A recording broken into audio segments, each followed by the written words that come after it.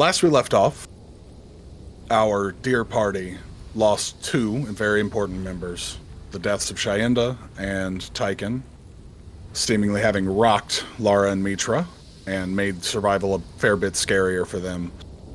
Lara and Mitra decided to spend a great while exploring the wilderness and leaving the longhouse far behind, eventually finding a road that seemed to lead out of the forest that you had all been within for a fair amount of time. Over the course of roughly 4 weeks, our party traveled through the Brayless Mire and its surroundings, finally learning the name by passers-by and caravans of goods that were being taken to the capital of Rima. Usually it's called King's Fall by the average folk. But during that time in the forest, there was a small encounter where our party had a vision. One of our party, Mitra, had been given a vision of a archaeological dig of some kind, had freed a drow because of the guidance of a deep pixie, and picked them into the group for at least the time being. You guys have been on the road roughly 4 weeks now. You've grown fairly comfortable in one another's presence. The pixie left you behind, staying at the dig, seemingly enamored by what was actually inside, past some of the arcane runes that you guys had deactivated by way of a few switches and a fair bit of luck in carving the right ones off. Over the 4 weeks travel, you passed from forest that was fairly warm back into the bitter cold here in the Northstrand Hollow. And eventually, while walking along the road, Mitra happened to notice what looked to be trail signs of her people. Following said trail signs, you guys arrive at the outskirts of this exiles camp. Mitra, I assume you've taken a leading position in most of this walk over these few weeks. As you get towards the outskirts, fairly quickly... Actually, everybody go ahead and give me perception. Perception? Oh shit, I need to open D&D Beyond. Not a sponsor, yet. Nope, Yeah. Nope. I'm not plugging it in. 14. 14. Perception. Lara, do you feel that you are of right mind to be keeping eye on your surroundings in this moment? It's been 4 weeks. 4 weeks. Yeah, probably. Okay, go ahead and give me that roll. Rose. Beautiful.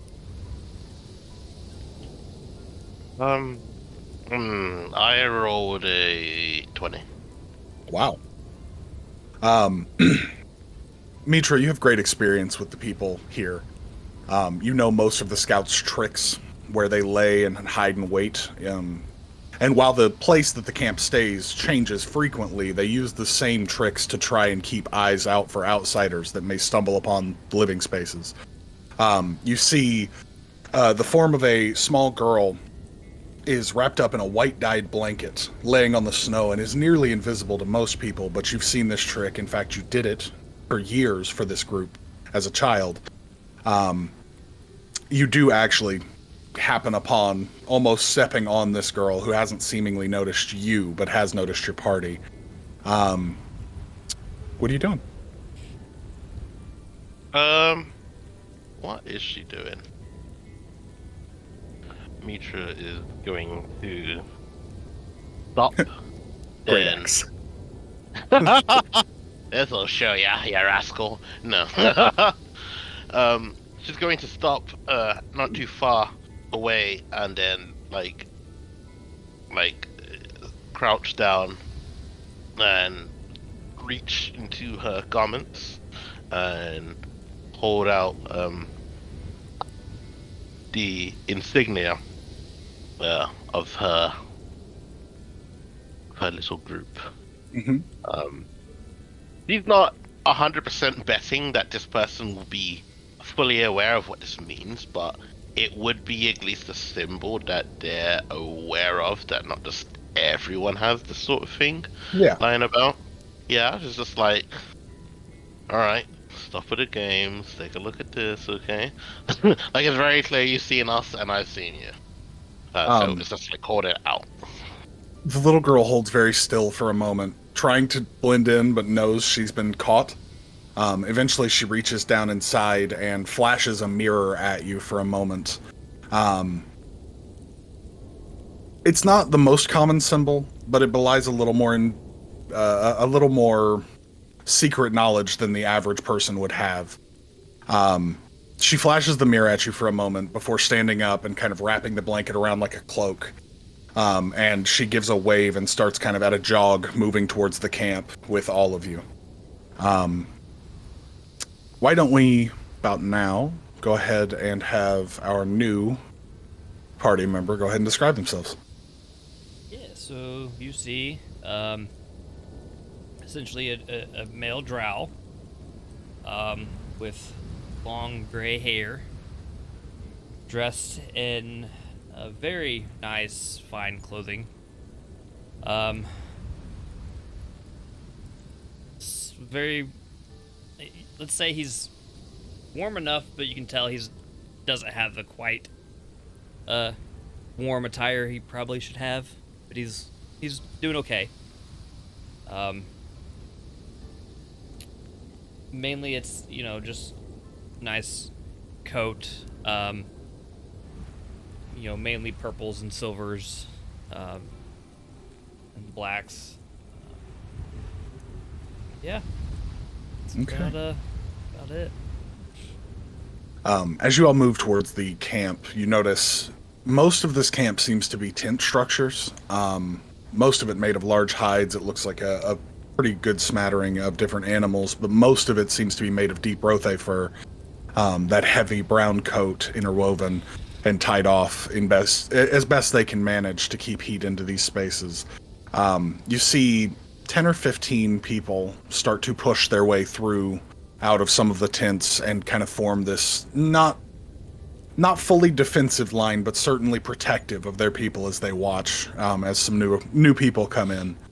The other thing that stands out to all of you is each of these tents has different symbols burned into the leathers, but many of them have the same symbols. It looks like a small flame with these kind of crossed twigs or branches underneath. Eventually, you are brought to a halt as these people start to kind of gather in a half circle in front of you, watching you closely. A exceptionally old-looking elven woman comes out of one of the tents, takes a hard look at your group, and locks eyes with Mitra. Mitra, you would know this to be Mother Nalini.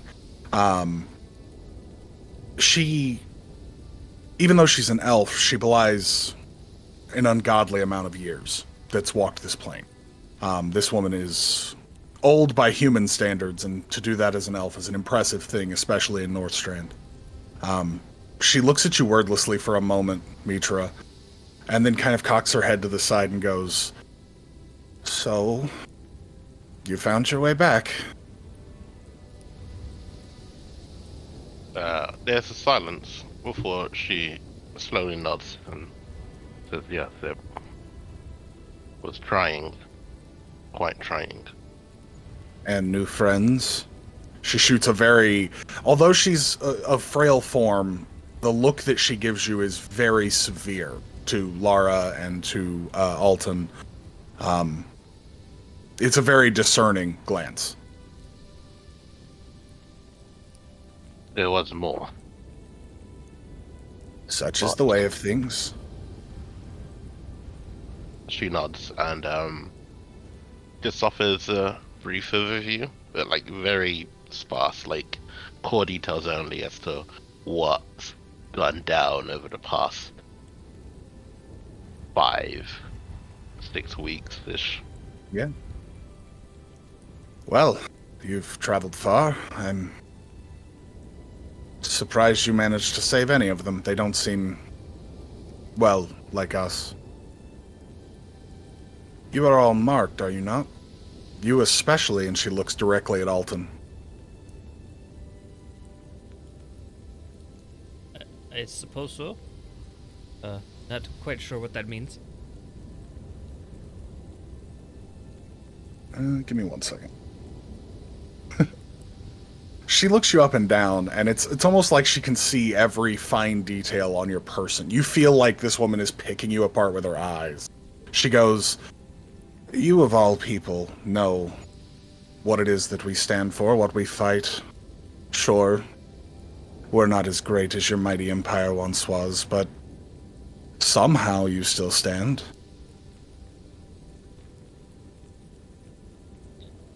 I've had many years to ponder how I came to still stand. And survive, I guess. Fine, come, let's get inside. Cold wears on me. And she starts to take these slow, haggard steps. She uses this long walking cane that stands almost twice her height. She starts to make her way inside. For Lara and Alton, this group is a myriad of people. You see humans and dwarves and elves abound. You even see a few Dwergar who are, in a normal world, in one not like our own, they are a fairly common race in the Underdark spaces, but here in our world, the Dwergar are an extremely reclusive people, known for taking entire cities down and leaving the second they're found by anything more than a few people. Anything more than they could handle is enough for them to run deeper into this world. They're not known for being near surface layers at all. But these exiles seem to be a smattering of all races, walks of life. You see people who would spend their lives doing monotonous tasks, and you see people that look like they may have walked as a knight or a paladin in their years. It is strange to see such a diverse conclave of people gathered in the middle of nowhere. But you walk for a time deeper into the camp, passing through a few tents, and eventually you arrive at one that's much larger than the rest. It has two doors, one on either side of it, and as Mother Nalini walks in, she takes a seat beside a large fire that burns in the middle of this tent, sitting on the cold ground. She kind of gestures for the rest of you to do the same and watches. I assume no one stands. So Alton definitely sits by the fire. Yeah, likewise with Mitra. It's more of a cross-legged sit. And she will take this time to unfasten the jewel that she's carrying and place that besides her. There we go. Okay. Taking a look at your surroundings, there are chairs in this space, but they don't seem to get much use. Most of them have been pushed up to keep the tent walls away from the fire. There is a large covered structure, maybe 6-7 foot, a little over, right at 2 meters tall, that's covered by a large piece of leather, and it stands high against the back wall, the doors kind of facing either side of it. It's flat and rectangular.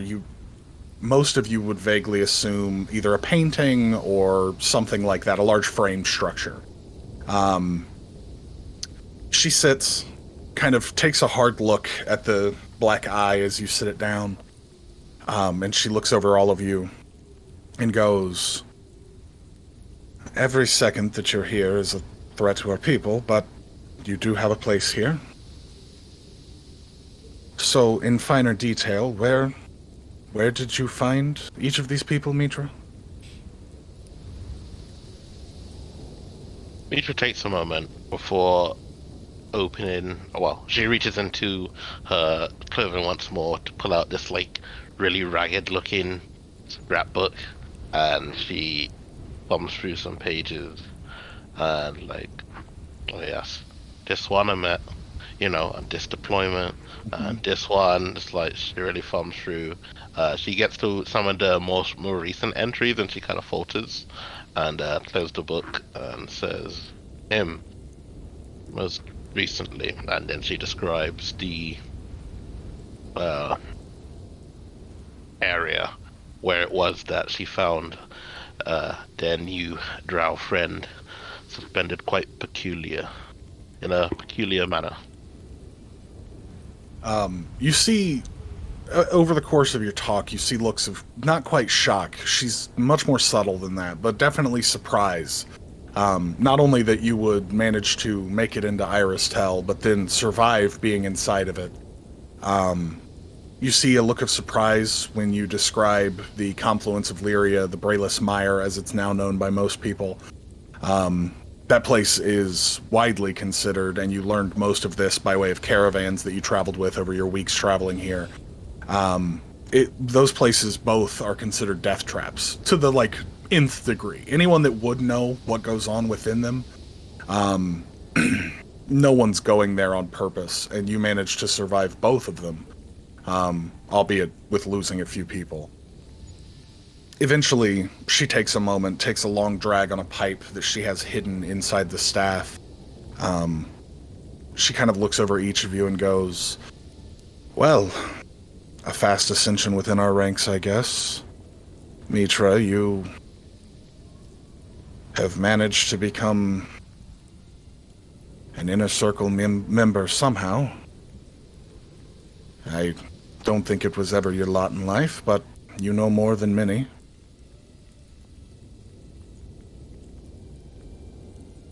She takes a moment, her eyes kind of hovering over your form, Lara. She looks at you with that same piercing depth she looked at Alton just a moment ago. She goes, "Death follows you, bro. Seems like it whispers in your ear."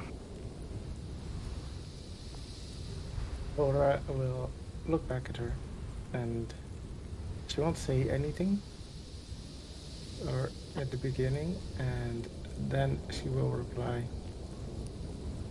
"If death follows me,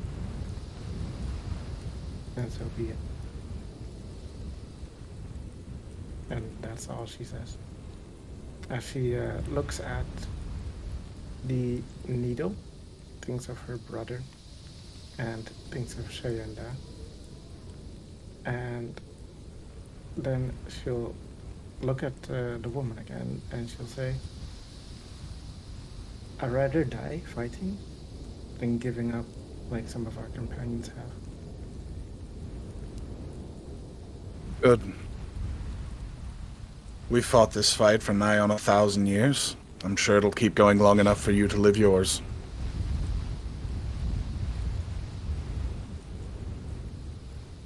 Mitra, there is new rumblings. Obviously, we've moved near to the capital. Linus took a scouting trip. He claims that there is a city buried to the east of Rima. It holds, to his account, thousands of Riftborn. They're moving in force now. The secret be damned. I can only pray that we find help from the lady. I am far too old to fight this fight. But take time. Enjoy being amongst your people. Soon I will send you to meet Linus. We have to be ready. If they move on the capital, there will be no defense. Better to quell this and close the caverns than hope that the king and his men can fight this battle.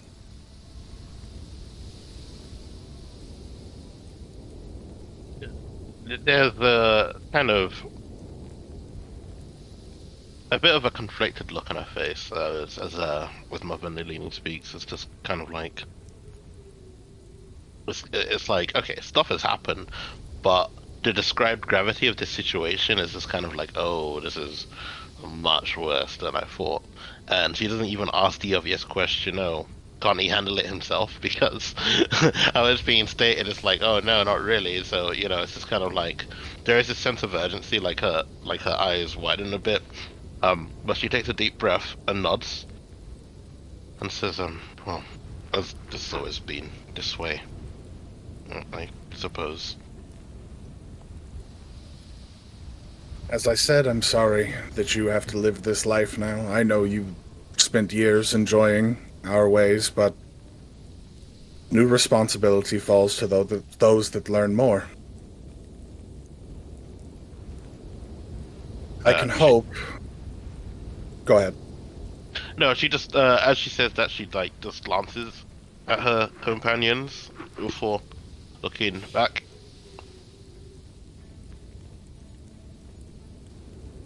From what I can discern, it seems like we finally found the ruins of Tenebrite's Hell.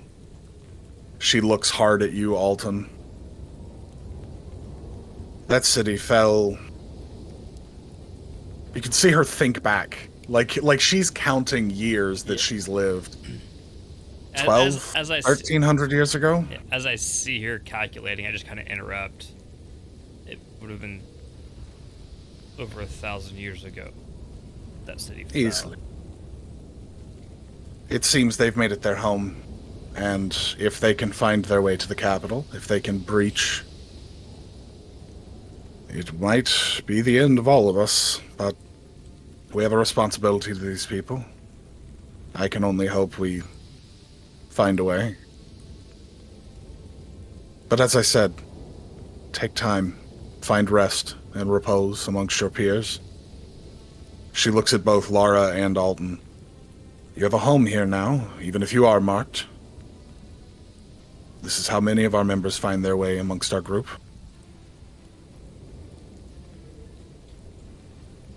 Your hospitality is gracious. Thank you. We hopefully won't stay any longer than we need to. I'd rather not put your people at any more risk if we can afford to. It's at about this point that a smaller woman kind of opens the tent and glances in. 3-4 foot tall, a little over a meter. Gray skin, sunken in, black hair that hangs low. Eyes that are wild. I mean, eyes that belie almost insanity, the verge of frenzy at all times, glancing about. She looks at all of you, looks at Mother Nalini. Mother Nalini looks at her and goes, Kaveri, what is it? And the woman turns. I need to speak with you.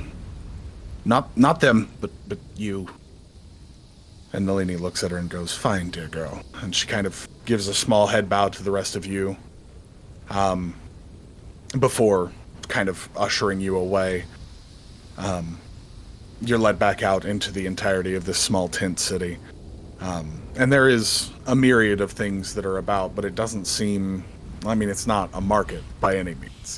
This isn't a trade. This is more of a trade, less of a give money situation. Where are you guys headed? Where are we dropping, boys?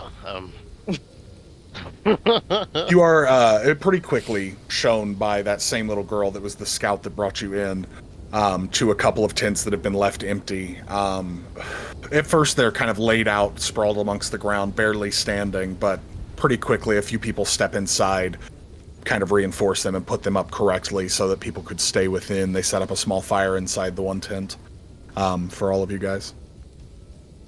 And I will assume, Mitra, that you picked up the Black Eye Stone before you left. Unless you're leaving it with Nalini. That's all yours, buddy. No, she took it with her. Unless given reason not to, she would take that with her, yes. Okay. Alright, let's take a look at the inventory. 2,000 pounds of cheese. Oh, this will go far. People in this tribe are addicted to cheese. Lara, as you walk, you feel a heaviness wash over you. Like suddenly there's a lead weight in your gut. You feel a hand on your shoulder.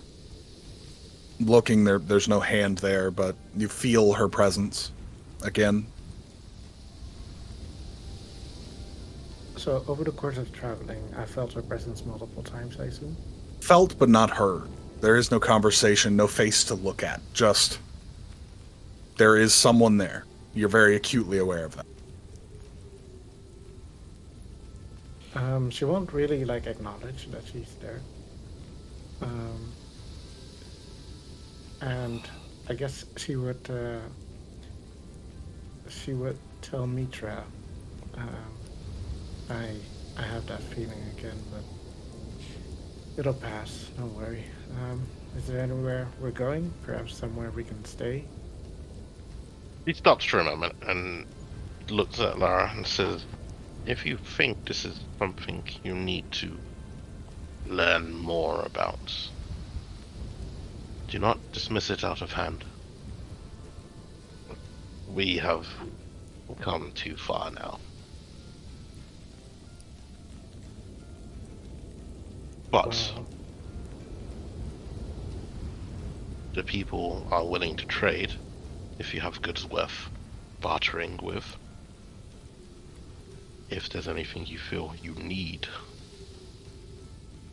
before we travel, you can speak with anyone, and most will have something they are willing to part with for other items. Simple trade. I'm sure you're familiar with it. right. Curious. Does anybody here actually do ghosts? Sorry, out of character, can you just rephrase that, please? Well, basically, You mean- I'm asking you if mean there's that it's like anybody getting their that's like the fist under- afterlife. Okay. So Or- Mitra stops to think and says, there are a number of those that are spiritual, not necessarily within my group, but within the larger community. She takes a deep breath and thinks for a moment and says, you should go to see those that tend to the flames. They have said that the smoke created by fires often contain messages from those long gone. I have not tried it myself, but here I think that may be the best you can do. Okay. How about we first find a place where we will reconvene, and then I'll be on my way. She looks around and pulls out one of her javelins. She also, she's not going to leave that behind. Does Lara have any rope on her still? Do I? Check. I don't.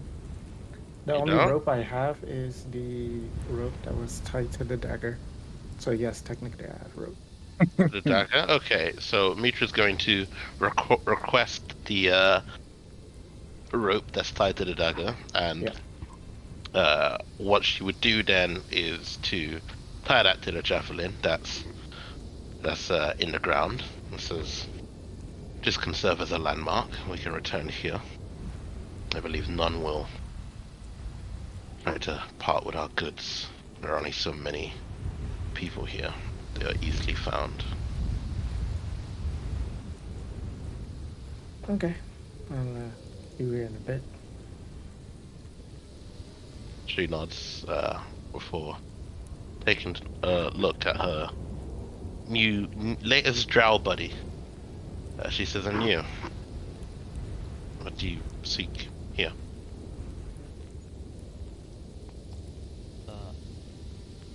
I don't really seek much of anything.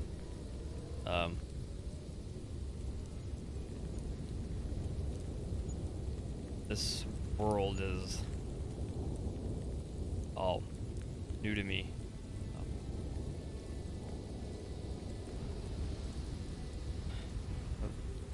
Well, my goal is to figure out what happened to my city and my people, and I guess the same as yours, and doing whatever I can to stop these Riftborn, as you call them, I guess. Well, the threat is ever present, is it not? It will come, but while it is yet to appear, perhaps we should take advantage of the time they've given us. You are new to this world again. I would say speak with the children, understand how they see the world, and perhaps that will help. And if you are ready to learn about your people again, seek the eldest among our ranks. If nothing, if you wish not to trade, then at least that will stop your mind from being idle.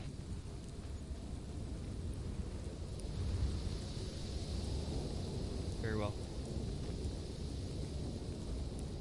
Okay, once you've finished your activities, as said, with the gal, we'll return here. How does that sound? Sounds good. She offers him a nod before taking a deep breath, and she's just gonna go around to catch up right now. It's gonna catch up, go and see who's still alive, who isn't, you know, that sort of thing. Yeah. And then after that, she might think about seeing if anyone has stuff to trade. But that's her first move, like kind of go through the camp. Yeah, you take some time, you know, walking amongst your people again for the first time in nigh on 2 months. Many have been lost in that time. In fact, their numbers seem to have dropped significantly. Probably 20 or 30 people that used to be there aren't there anymore. Running up with a message in hand. It's scrawled on a piece of stone. It's been scratched in quickly. She hands you the stone, gives a little curtsy, and then runs off again, seemingly having other activities to attend to. Taking a glance at it, it is a message from Mother Nalini asking you personally to come back, and to do so alone.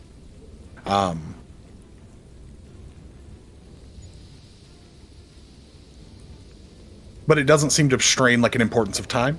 You certainly could go do other things. Your people, while they are, you know, always active, there's almost never a time where everyone is asleep in the camp. It's certainly like a, you know, when you have a moment, come see me. Okay, so she will just keep that piece of stone in her hand as she just goes about her activities. I mean, I wouldn't mind, you know, bouncing to everyone else first while I get some time to actually think about what the hell I wanted to do here. Okay. We'll start with you then, Alton. What you got? Did Mitra take the stone with her? Yes. In fact, over your 4 weeks with Mitra, it's almost never left her Right. immediate proximity. No, that's fine. I just didn't know if she had left it in the tent and was.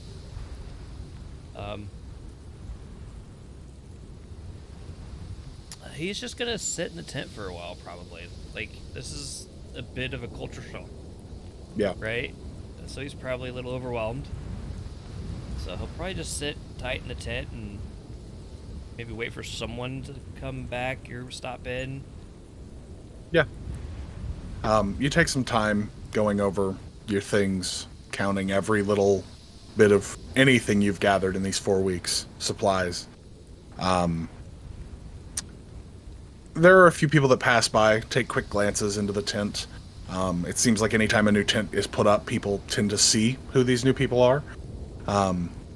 At one point, you do see that same Dwargar woman, Kaveri, walk by, and she shoots you a maddened look, as she tends to do. But she doesn't say anything. She just takes a look at you. She's walking with this, it's a hardy leather-bound book in her hand that she's like always writing in as she speaks. At times it's almost impressive to watch her, even you as an intellectual, because she can be speaking and still writing very quickly in this thing. And you notice she also doesn't just write left to right. Occasionally she's writing vertically. Her hand movements don't match normal writing convention.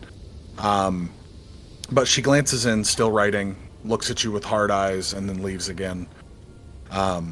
You are left to your lonesome pretty well for a while. Lara, what do you got? I'd like to see the fire bears or the fire smokers. Yeah. Weed smokers. She's gone to you need a take- weed smoker.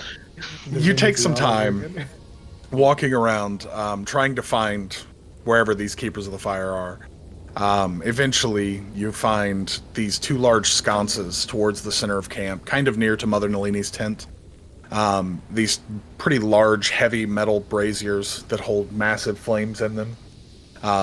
The braziers are maybe a meter across, and the flames stand too high at all times from these points, these large trails of smoke going up into the cavern ceiling. You walk up to a woman who is dressed peculiarly, even compared to most of the exiles. They're all very functional, but this woman tends to both these large fire sconces while wrapped in what look like bandages almost, with only one eye showing. She shoots you a hard look, and a raspy voice emits from her mouth, which is covered just like most of her body. She looks up and goes, "Why do you seek the seer?" I am troubled by my past and fallen companions. I wish to figure out why. She almost absent-mindedly waves a hand at you and goes, sit, and then starts gathering up these strange leather-bound bundles of what look like deep earth roots.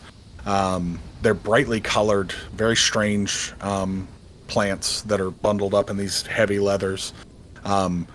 As you eventually take a seat, she kind of comes behind you and shoves you closer to the flame, almost so close that it's too hot. She takes one of those large bundles and scatters it into the flame. The flame suddenly turns a deep green for a moment and then spirals into a deeper red. Both unnatural colors for flame, but not something you've never seen before. People do party tricks, even in a city like Whitespire. And you being an alchemist's daughter, you're certainly familiar with the idea that certain things, when mixed with fire, can change the colors. Although these changes are peculiar to your knowledge. Quickly, smoke starts to billow from the brazier that you sit in front of. And it's a lot of smoke. I need you to make me a Constitution saving. 21? 21. You feel the urge to cough, but you fight it back, trying to find deeper meaning. Do anything other than focus on your personal form in this moment. Focus on the spiritual, focus on anything other than yourself. The smoke wraps around you, wreathing you for a moment, and suddenly it's like your world tilts. You feel this strange spinning sensation in your stomach. It's nauseating for a time. And then as your eyes adjust, you still sit in front of the brazier, but now the ground around you, what is normally stone and ice and snow, is a beautiful green pasture. The brazier sits before you. The tents are all gone. The people that were passing by have disappeared. You sit alone in a field of beautiful green with a sun overhead, which is a nauseating thing considering you've never seen the sun. And you sit alone for a time, the smoke spiraling strangely, taking shapes and making faces and occasionally looking like limbs. And you start to feel a rumble below the earth for a moment. You start to hear the chitinous noises that you heard from the beasts that killed your brother. You hear weeping. The smoke starts to take a form, almost like your brother's, and then it twists, and it reflects your wife. She stands before you, staring at you with hardened eyes. and she just watches. She stands over your seated form, staring you directly in the eyes, waiting for something. Is it possible for Laura to reach out? Certainly. You take a hand, push towards her, and the second that it meets the smoke moves out of the way. It doesn't lose shape, but it's a so close, so far kind of thing. You can't quite make physical contact with it. The head on this figure turns and cocks slightly at you, and you feel that same presence you've felt many times now, but with a strength you haven't felt since being in the confluence of Lyria, since being in the Brayless Mire, physically seeing your wife. Laura will, since, when she tries to touch it, it moves away. Laura will say, I just want to know, did we do it? Are you happy? Were you able to move on, or are you still stuck?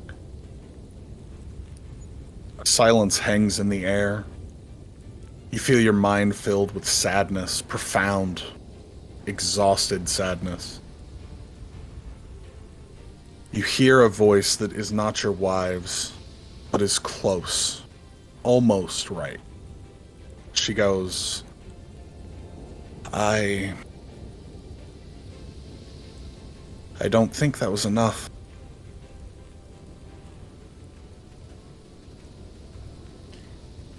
How do I fix it? The head cocks again. The form shifts slightly, and for a moment you swear you can see the heavier chainmailed form of Tyken twist in place. You see and feel the ground shake for a moment again as the smoke suddenly billows into a wider form. You see the massive chitinous pincers slamming onto his chest.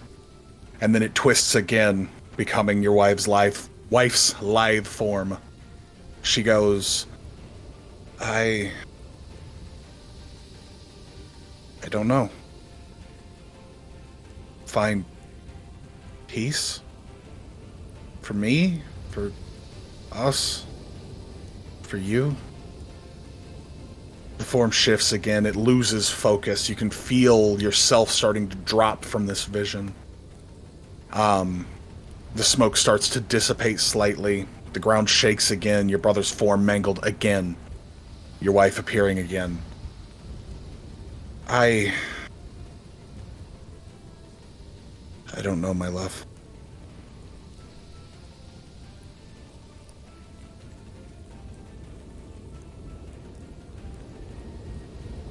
Laura will look down at the needle, but it'll still be in actual, normal form, not the dagger form. Mm-hmm.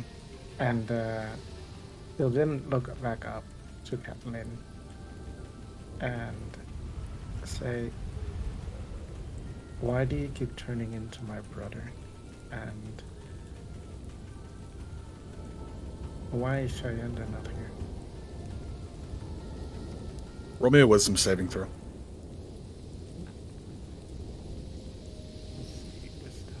14. The smoke twists, but this time instead of becoming your brother's form, it expands almost tenfold. It fills the space in front of you. You can see nothing but this smoke. It becomes this shapeless being. One singular eye lit at an opening in front of you. You see the form of High Lord Terrakash, the thing that has haunted your dreams a few times now. And you just hear the voice ring out, weakness. The form twists. Your wife stands before you. Smoke is nearly gone now.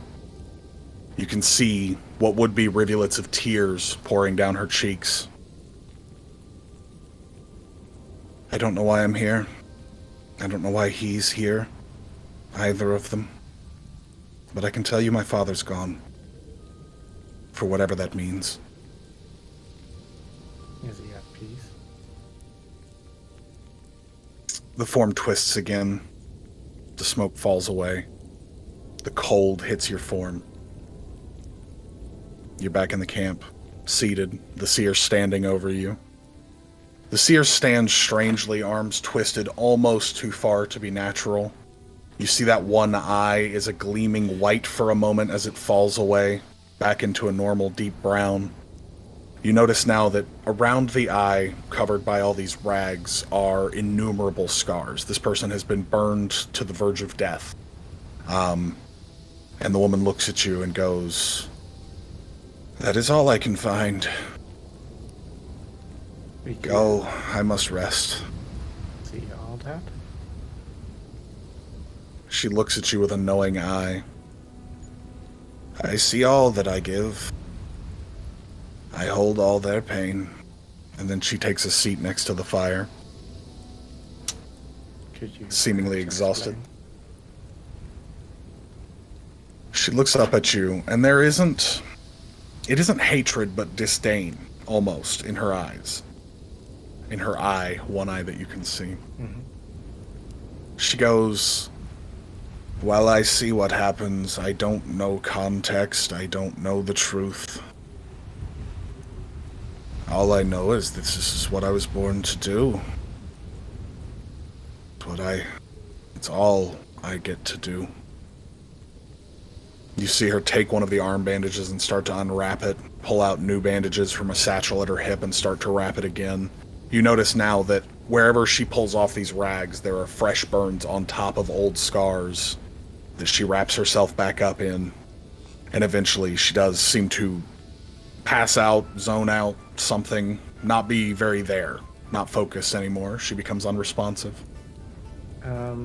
So I don't know if you remember, DM, but when we were being chased by the really, really big animal thing, and we Yeah, were the in Ankh Queen. treasury, yeah, Oh, no, in Iris Tell, yes. yeah. I grabbed like 40 strange coins.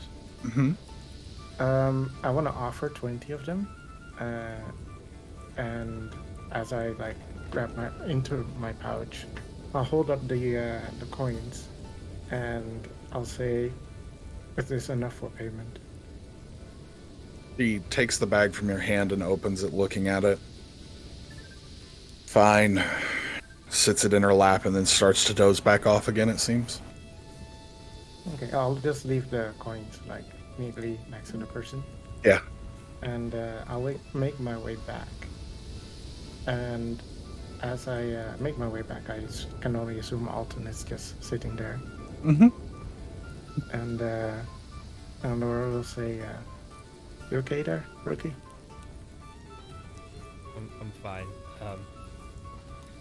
Just a lot to take in. If you need to see your folks, I mean, even if they're long gone, they can probably help you out back there. Don't know if I'm ready for that yet. Well, I know I've told you this before, especially given your state and all that, but I do need you to be ready if the time comes for combat, as, you know, we are counting on you. And if for some reason you hesitate, As you or say you that, seem weak, you see Alton just take a dagger out of his coat, just kind of throw it up into the air, catch it, and just kind of hovers in his hand. I'll be fine. that's all I need to know.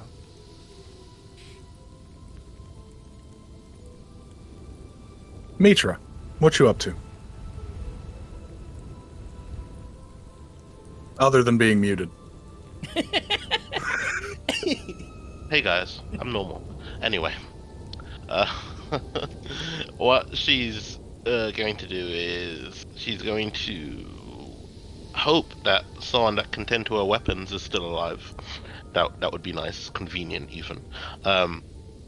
And if she does find someone like that, she would like to hand over her great axe and see if there was anything they could do to improve its efficacy already. I mean, she knows it's already useful, at least, but it's possible that after so long without properly looking after it, it could be a bit weathered.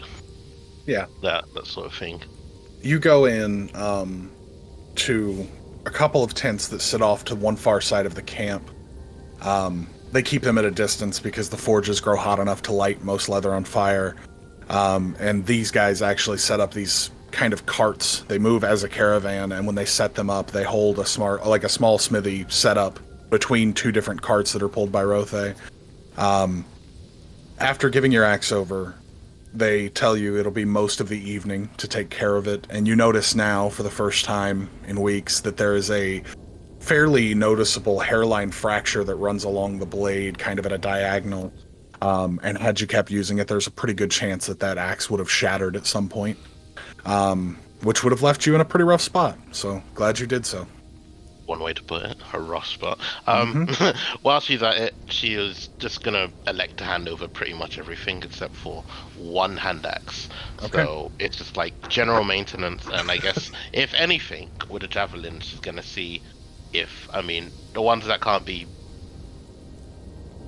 fixed, fine, fuck it, throw it away. But should like maybe the heads of the javelin to be replaced with something else, if that's within their means to do so.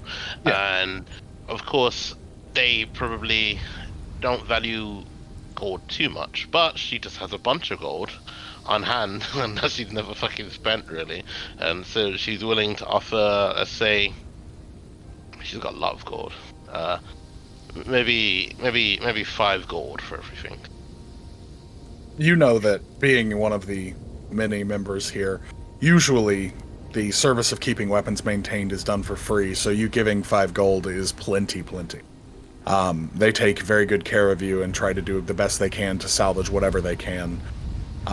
But they do tell you it'll probably be late evening or early morning before they can get done with full repairs on everything. You keep the one hand axe on hand in case you would have need. But yeah. Yeah. After doing that, she's going to see about to see if someone could spare a length of rope, and she wouldn't mind performing a task or something to help that person part with that length of rope. Yeah. And she's also going to see if maybe she can get her clothes looked at. It's nothing major because she's just wearing regular ass clothes, but it's been a while. It's been a while, so that's what she just wants someone to take a look at. Fairly close by, there's a clothier that has moved into the camp, much nicer than the usual. Like, usually it's just the elders, some of the more older folk who aren't as useful, who take care of things. But there's a clothier that seems to have moved in with the exiles currently, and they have this traveling salesman cart that they've kind of re-serviced into taking care of everyone's things.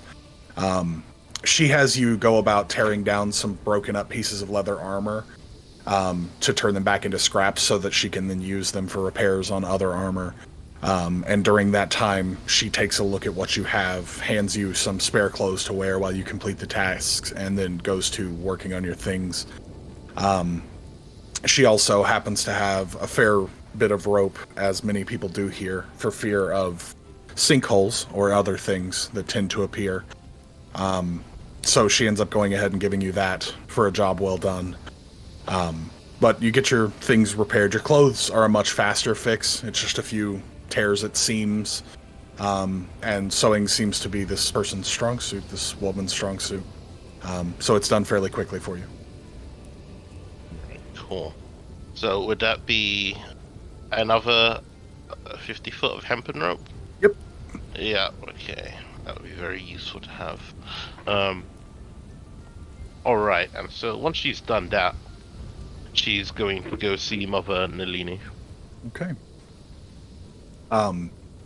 Lara and Alton, you guys spend some more time staying there, sitting at the tent, going about your business, doing whatever you will. Yeah. I definitely wanna. Laura would like to. She'll just like see any random stranger, and she'll ask if there is anywhere to take a bath, or just, yeah, mostly to take a bath because it's been a while. Yeah. A fairly squat dwarven man Did answers I you. hear any of that? Yeah. You certainly would have heard it's been a while since I bathed. Not so much that, but like, That actually doesn't sound like half a bad idea. It's The dwarf kind of looks over at both of you, and you both are definitely road wearied. Even your finer clothes, Alton, are certainly sullied. He goes, about 4 hours that way, and he points off to one direction from the camp. There's some hot springs that we occasionally use. There might be goods in return if you can bring back some of that water and keep it warm. I don't know if you new folk know how to do that well. Laura will look at her new companion. fire's not my forte. In that case, do you perhaps have any contraption of sorts, Mr. Dwarf? He kind of gives this, like, tired nod. He's like, come on, and he leads you a fair bit of ways. Leads you into a much nicer tent than your own. The inside is very well lived in space. He pulls out from under the fire, there's this small shelf made of brass, and you notice he doesn't react to the flames of the fire at all. Hardened hands and many years of doing this seem to have gotten him ready for it. He pulls out this brass rack that holds these black stones that seem to be retaining heat really, really well from underneath the fire. And he goes, hope you've got gloves. And then he kind of hands it out towards the two of you. And you now have a way to keep a water source warm. He also hands you a metal bucket that can lock in. And all of it is much finer make than the bog standard, like, wooden buckets you guys are used to. Seems like he's a crafty man. But he hands you this water delivery system. And the bucket itself is roughly the size of a torso for either of you. You're about the same size, I would assume. It's pretty big, and it'd definitely be heavy once it's full of water. But you now know where you could go to take a bath. There are some hot springs. Is that what you guys will be doing this evening? You said it was Taking a 4-hour walk? 4-hour walk one way? Yeah. What are we dropping, boy? Don't get victory royale out there. That's all I'm gonna say.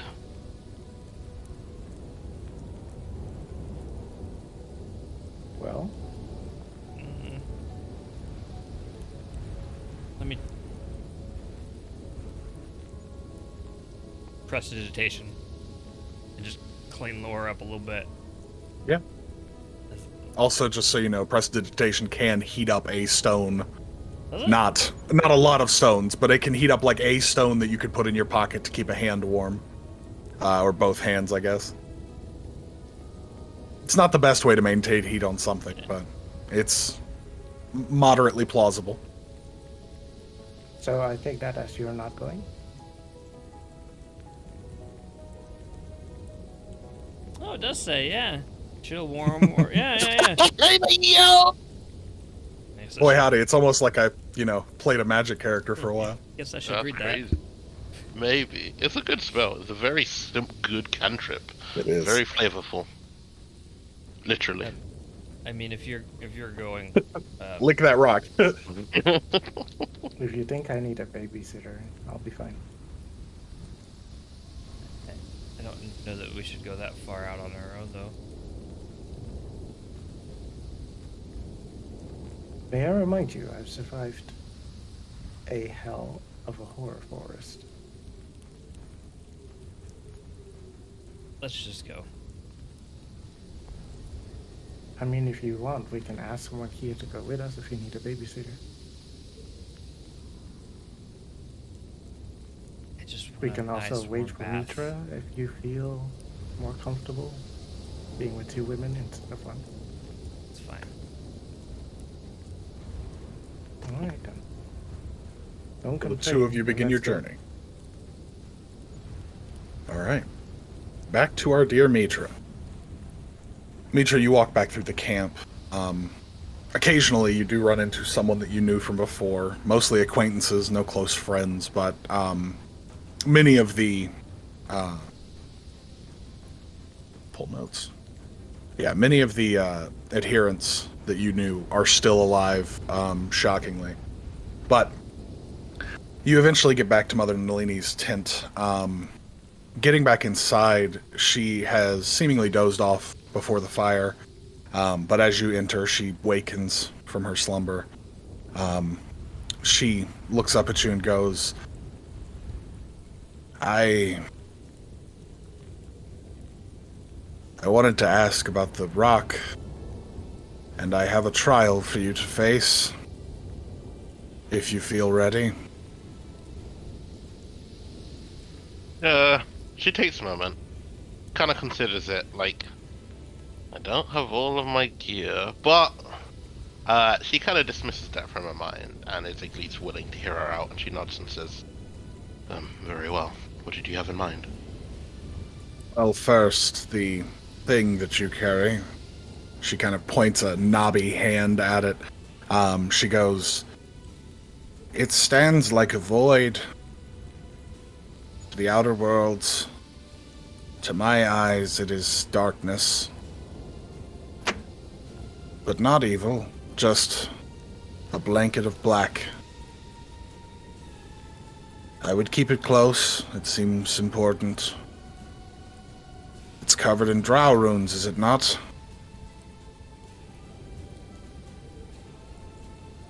You have to think, remember... Oh. I think so. I'm not familiar, but...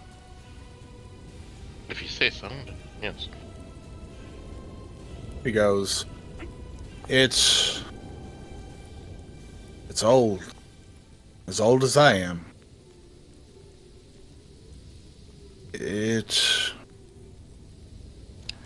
She holds out a hand to you, kind of seeming lost in the thought for a moment.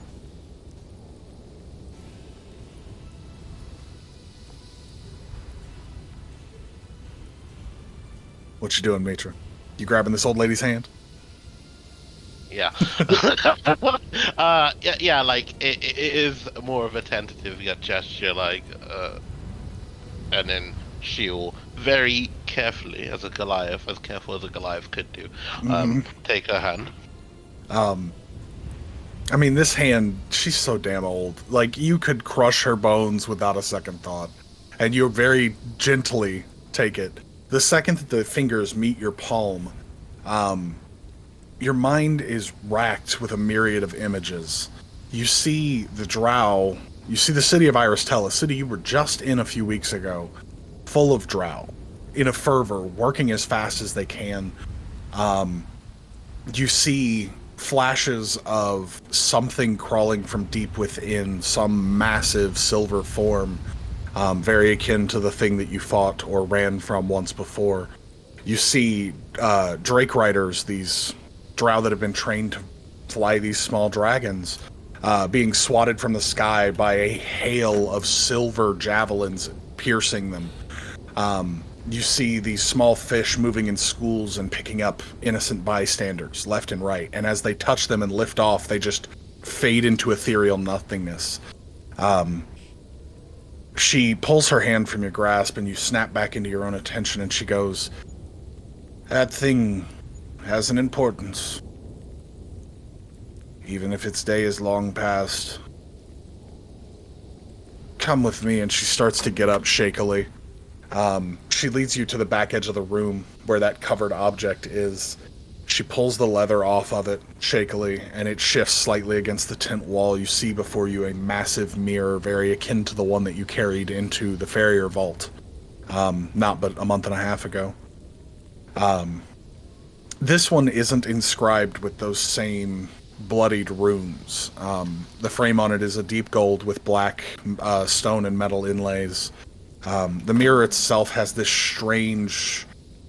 It almost seems like it was built incorrectly, like the silver backing on the mirror wasn't done right, and so it has this kind of funhouse mirror effect almost. It's much fainter and more subtle, but it bends your visage slightly as you look at it. She goes, I want you to stare into it for a time. A trial many of us go through. I want to see what happens.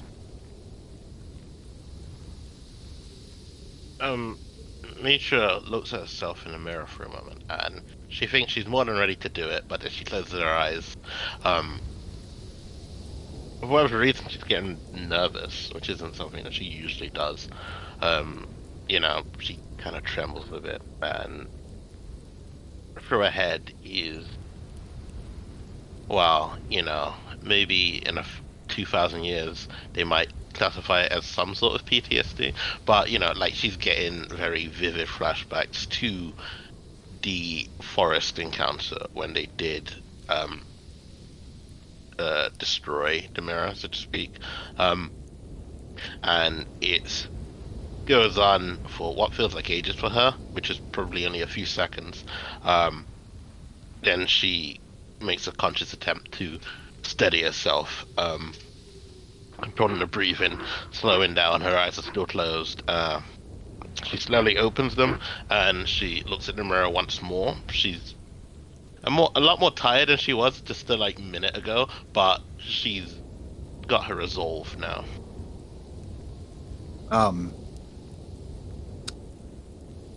Mother Nalini leaves you for a moment. She steps back kind of across this tent space and takes her seat, begins smoking the pipe, and leaves you to stare at yourself in this mirror. And for a time, long minutes of boring staring at yourself, you wonder if this is more a test of resolve than anything. But then the reflection of Mother Nalini smoking, of the chairs that edge around the outside of this tent, the tent walls, the heavy leathers, they all fall away. You stand in a star-filled void of deep purple and red, and you feel like you're out of control. You can't move. You're just locked in, staring at yourself. Your form twists slightly, the legs seeming to grow far too long for a moment. Your head opens, it flowers like a mushroom growing in a time lapse. It expands into this impossible array. Colors fill the void differently at times. They become deep greens and bright purples, and then it falls to a dim, dark, silvery gray for a moment. You see a being twice your height in front of you, your reflection now twisted into this massive form. The skin is like cracked porcelain, the eyes are unearthly and massive and black. They remind you of the deep pixie that you spent a few days with. The air is hard to breathe, it's a choking feeling. Will you roll me a Constitution saving throw, please? I'm save. I can do that. Here we go. Boop. 14. 14. You feel bile rise up. You feel like you should get sick. You see rotting flesh and cracked porcelain on your own skin. You see an unearthly visage of yourself. The face becomes more effeminate. You fight off the urge to puke where you stand. And this thing, this being, stares through you, into you. You feel a shifting deep in your mind, like something is picking through leaves at the forest floor. And then everything just stops. You're staring at yourself. The room is normal. Everything is right, as it was, or seemed to be. At this point, Mother Nalini looks up at you and goes, "Yes, you have earned your place here." She holds her composure a couple seconds longer before, falling to her knee and, fucking vomiting. Yeah. She could only hold it back for so long. She thought she was stronger, but she was not that strong, and she just, looking wretches. She's glad that she hasn't had that much to eat today. Nalini looks at you and goes, "You have faced our final trial. And while I am sorry that your life cannot be what it once was, you now have a role here. But understand, while I will do what I can to protect you, people near you will die. There is nothing any of us can do to stop it. It is the great cost for our gift. She's kind of like heaving briefly, and she's trying to catch her breath, and she doesn't turn around, and she just says, Why me? Why?" I ask myself the same thing. I think it is almost a game to her, picking those with the least prospects. Were it the more capable, this fight would not be so hard. As I said, I am sorry, my dear. She looks over her shoulder, just for a moment before she turns back and gets to her feet. She fishes around for any scraps of cloth or anything of the sort that she may have on her person, and is civilized enough to clean up her vomit. And Buries it. yeah, yeah, she removes it from the tent at the very least. Nalini looks at you, world-wearied beyond belief. For a moment, the composure that you're so used to seeing falls away, and 1,000 years of exhaustion falls on her. She goes, "Go to Kaveri, and tell her to give you my greatest gift. She may give you trouble, but she will understand. It is all I can do for you at this time."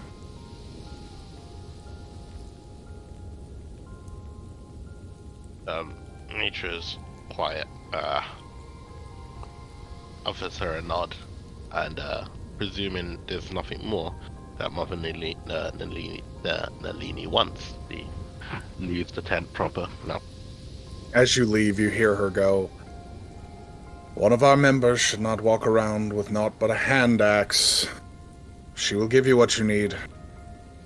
And then you kind of hear like a light snore as she lets you leave. Like, you can tell she's right on the verge of unconsciousness at any given moment today.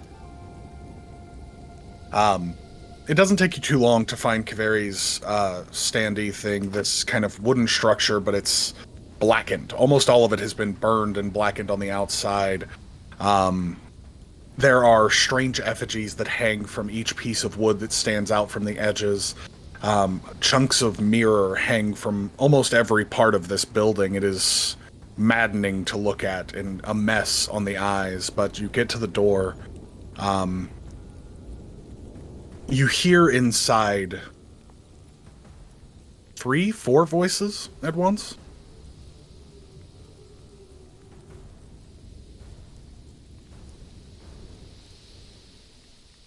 I'm sure she's having a riveting discussion with multiple people right now, not herself now. She has not had that much, that many encounters with, what's her name, Kaveri, but she is wise enough to know that she's not the biggest fan of unwelcome guests. And likewise, all the mirrors are a bit spooky, so she always did stay away from her when she could help it. So she stops and knocks first. As you knock, all 4 voices fall silent in a moment, in a breath. You hear the gravelly tones, the woman's voice ring out. She goes, "Who is it?"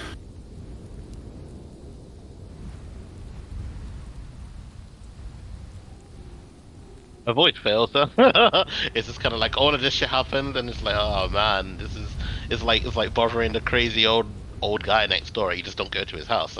So there's a pause, and she says, "It is Mitra. Mother Nalini sent me." You hear like 12 locks on the inside of that door get undone, and you see the head of a broad arrow, like a broad-headed arrow, stick through for a moment. You hear some clomping and thunking, and then the door finally opens, and Kaveri stands before you, this heavy crossbow in hand, kind of pointed vaguely at you, and she goes, "Oh, you. And I know, come on. And she kind of tosses the thing to the side, and as she tosses it, like, it lands in a smattering of scrolls and old bones and pieces of mirror, and you just hear like crushing, thunking noises. The heavy crossbow fires and slams into one wall. She kind of waves you inside as all this racket happens, and inside this place is twice as bad as the outside. Like, it's not a comfortable living space at all. It's covered in mirror shards.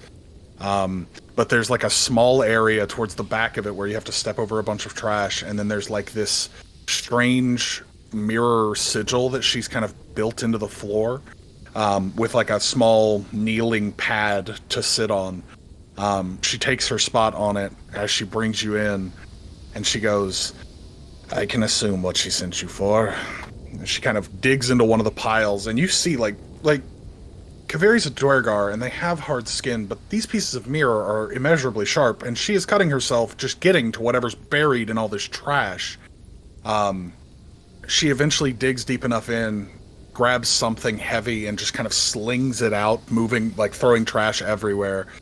She kind of holds it up to you, and she goes, this is what you want, I assume.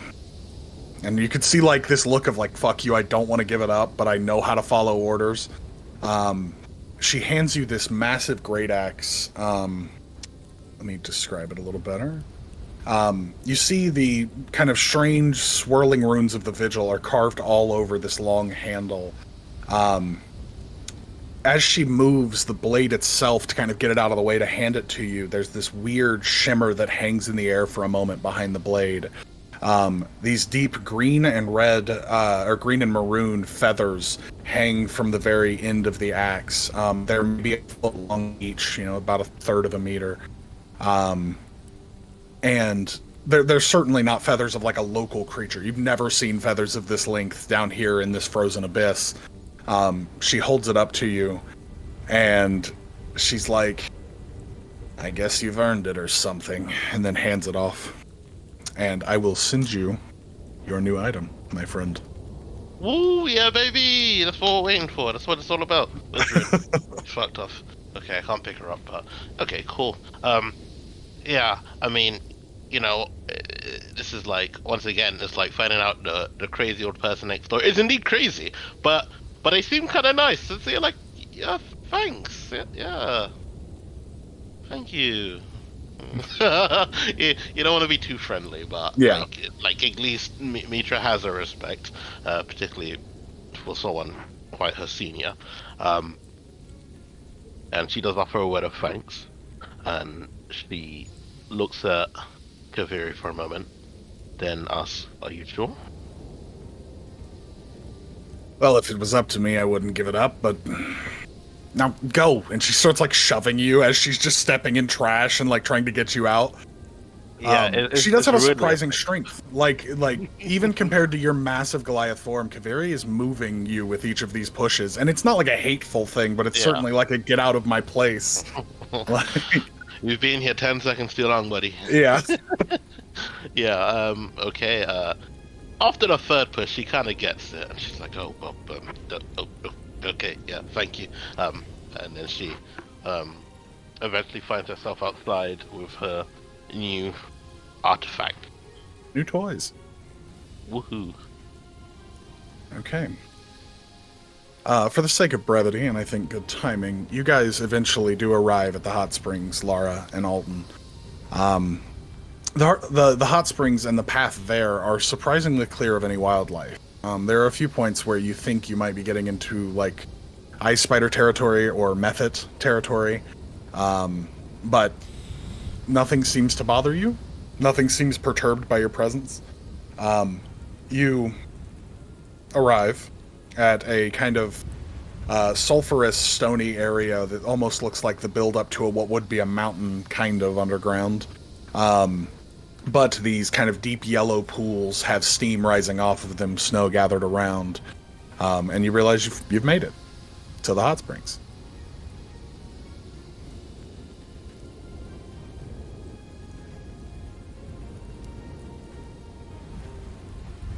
Do you even remember how to battle? Of course. Okay, good, because I'm not teaching you. Also, I'm taking that side. You're taking that side. There is a And convenient rock emplacement keeping you from seeing each other, yes. if I Very see convenient. any eyes, even if they're not yours, I'll come and kill you. Just take your bath. And Laura will, go about her way and make sure nobody is in the vicinity Yeah. taking a bath. Go ahead and give me a perception check as you make sure no one's keeping an eye on you. Let's see.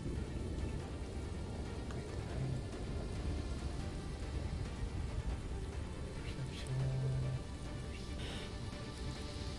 Wow, I'm really bad. Apparently, I really wanted a bath because I rolled a 4.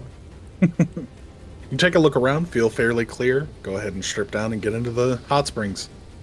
Alton, I assume you have been the one carrying the massive, almost barrel to collect water in. What you doing, buddy? I'll collect the barrel water and just soak in the tub. Okay.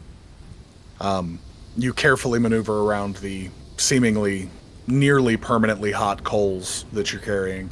You go ahead and fill up the fairly massive drum. You drop the water level significantly in the spring that you're in, but eventually it seems to fill from the bottom. There's a small hole in the earth that you can see. The water is surprisingly clear, and you do see mineral deposits along the ground inside the pool that kind of miscolor all the stone, but it's very comfortable, if a little hot, even for you. But you both take some time and enjoy the first warm bath you've had, for one of you, in a millennia.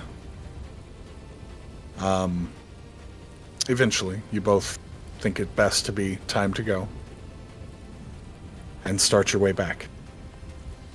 The bioluminescence starts to dim, night starts to fall here in this space, and eventually you make your way back to camp with no issues. It's not easy going. You both have to carry a handle on that large bucket to deliver it back. Neither of you are particularly strong, but you do eventually get it back to the Dwarven man. He gives 5 days' supplies to each of you for, food. He also gives a length of rope to Lara, another 50 feet. And then he goes to hand you, Alton, this old piece of parchment that's been wrapped up very tightly.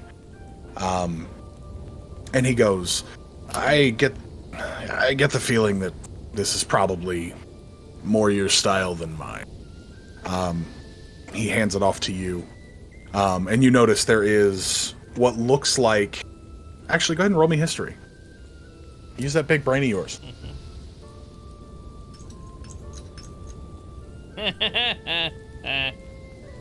Natural 1.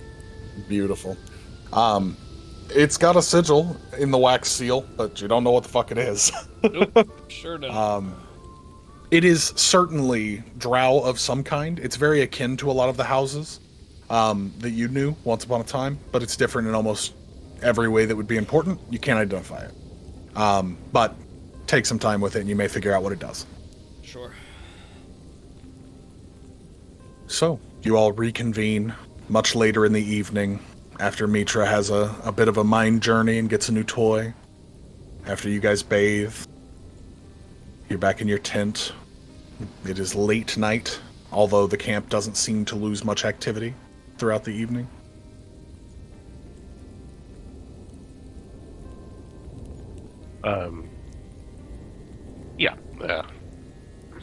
Everyone reconvenes. Lucha looks at the two of you, and she says, "You don't smell." No. Took a bath. Huh? It was wonderful. It was? And then she looks at the newest friend. Was it? It was nice to have something that I remembered from my past a little bit, I guess. And did you speak with anyone? Other than a weird dwarf man that wanted water. Ah, I think I know him. She shakes her head and says, well, the longer you remain within your head, the harder it can be. There are people, and you should share your burdens with them, and they can share theirs with you.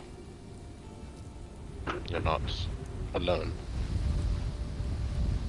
That being said, she takes the javelin that's in the ground and with a bit of effort, like, removes it from the ground, removes the rope, and hands that back to Lara. I think the dagger's still attached to it, so of course Lara gets that back as well. And she kind of looks at the javelin, kind of remembers that she handed the others in. I was like, I'm gonna stand here with a javelin for a moment. And she says, is everything tended to? Have you no more business to attend to?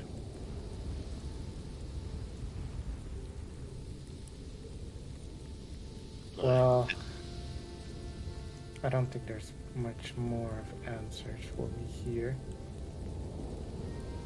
Did you speak with them? I did, yeah. I've seen flashes of Ty, flashes of Atalin.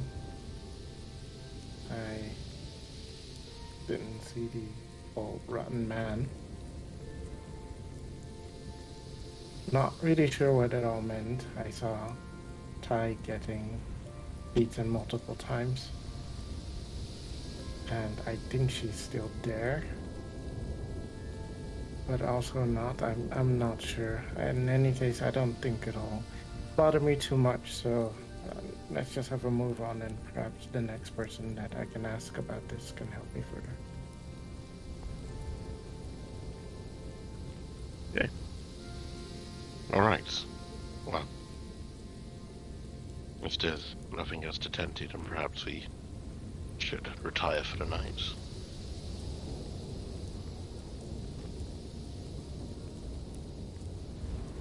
If you return to the tent, I can see about perhaps getting cooked food for all of us.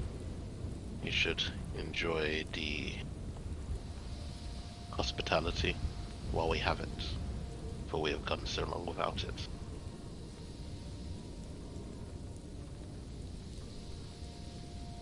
So you all go to rest for the evening then? Yeah, Mitra will, like, get everyone some food, at least, something hot to eat, and then rest up. Yeah. It doesn't take you too long, Mitra. You end up finding a few people that do handle most of the cooking here. And you're given a very hearty stew that is much better eating than any road supplies you guys have been living on for the past month. You're also given a few of these kind of heavier leather bedrolls. They wouldn't be very good to travel with. They're a bit too large and heavy for that. They're cumbersome. But certainly very nice to sleep on here. Pretty much just like a nice tanned hide and a pillow for each of you that is sat inside, and they give you a small table that you all could eat on. It's a kind of a very low sitting, like you'd have to kneel or even sit all the way down to get underneath it so that you could eat a meal at it, but you're given enough to at least set up your tent for the time being. And Mother Nalini does send one more of those stone messages to you, Mitra, that just says, take as much time as you need. You're considered protected now. That it's not... Basically, the point of the message is that it's not an immediate thing that you need to leave. It's not... The danger that you pose is equal to the value you hold to them now, because of your recent ascension in rank, so it's not quite what she thought it was the day of. And then you are all well rested. Nice, good long rest in a safe place. Well, everyone is sleeping, since I'm a drow and only need 4 hours of meditation to be fine. Yeah, you and your bullshit. Go ahead. I'm going to take a look at the eye and just kind of study the eye. Yeah. Look at the ruins, anything on it. I'm just trying to figure out what it was that it was for. Yeah. And just trying to, look back on my memories that may or may not Go be ahead and there. roll me both history and arcana, Okay. given the two perspectives that you have on this thing. Yeah, that is a 9 for arcana. Okay. That's not bad. That's 25 for history. Very good. You take some time looking at this thing through magical eyes. Even for someone of your talents, the runes that are carved into it, the substance that this thing is made of itself, all of that falls out of your purview. It is exceptionally well crafted. It is a relic of a bygone era in magic in this world. And even before your long stasis, this work was far beyond your pay grade. Right. You had a strength in history, in finding out what was before, not what was coming soon. And certainly not in magic that shields or protects. You know a fair bit. You remember knowing that the Black Eye was what was used to protect your people as they traveled the plains, as they explored the Astral Sea. It was used as a way of kind of blanketing your presence. All of these small incursions that your people made were hidden by this relic. But no one really understood truly what it did. A lot of the runes that have been added over time are of your father's era, of your people's era. And they tried to improve upon it, but many of them seem to have done the opposite. This thing magically is well beyond you, but historically you know plenty about it. You also know that it was the best kept secret in Iris Tell. That this thing was supposed to be in Tenebrae, in the true heart of your people's kingdom, and that somehow, in the days before Tenebrae would fall, Iris managed to get a hold of it, to keep it safe. And it is absolutely one of the craziest strokes of luck that you would end up with this thing in your hands after your stasis. It's a sad thing to look at, truly, because you know who worked on it. You know who led the work on this device. And you know what fate befell most of them. At least to your friends' retelling of the place. Yeah, it's a lot. But not too much revealed, truly, of what it could do. Yeah. Maybe in time, with some gain in arcane power, you'll understand it Sure. better. So just quick, want to make sure I understood you right. It was Yeah. used essentially for protection and masking our presence. Yep. Correct? Okay. Yeah, what little you do know of the Riftborn is that they responded to your people's incursion in places they shouldn't be. Right. Um, But it doesn't and- seem to be doing that now. It doesn't seem to be cloaking you at all. No, you've had fights with the Riftborn in these Right. days with your group. Right.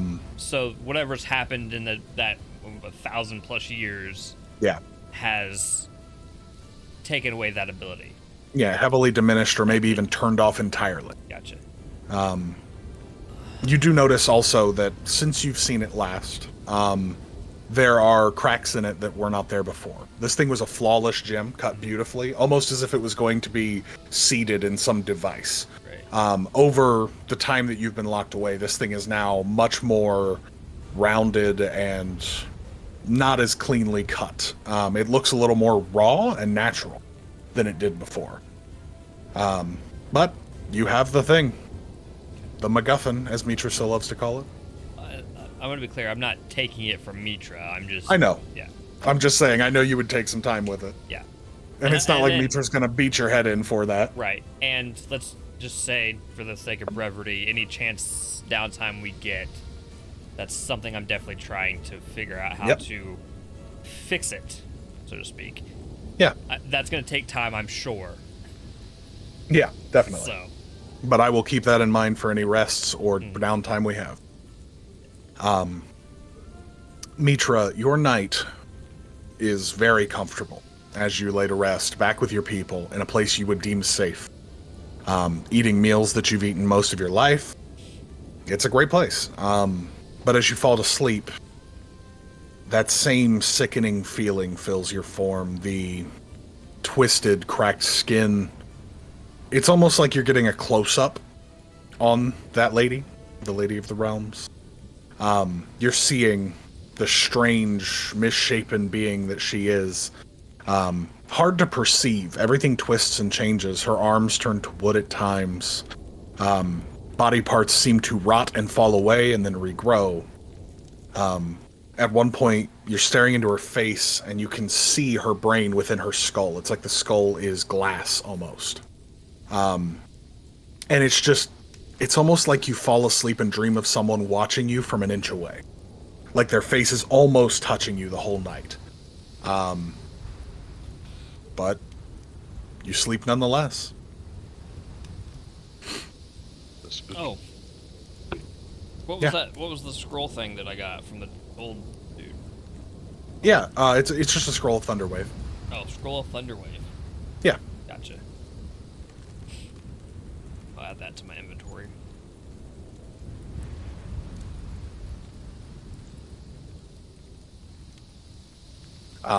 It'd be fairly early in the morning that Mitra, you're awoken.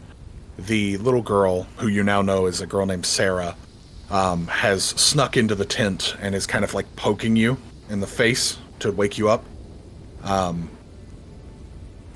As she waits for you to rouse in any way. And she's as far as she can possibly be from you while poking, like arm full extension, just poke, poke, poke, and trying to stay far enough away to jump away if you go grabbing at her.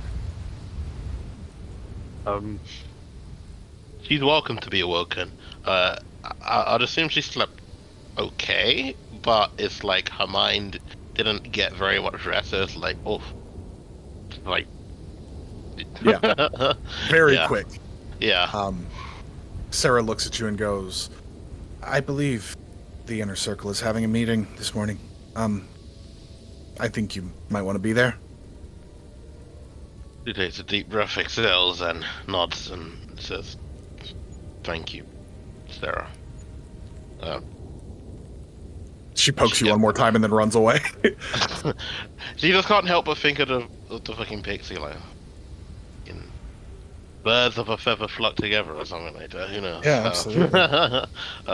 But yeah, she's going to wake up and as quietly as she can, which is a change. She's going Yeah, to roll stealth lift for from me. death.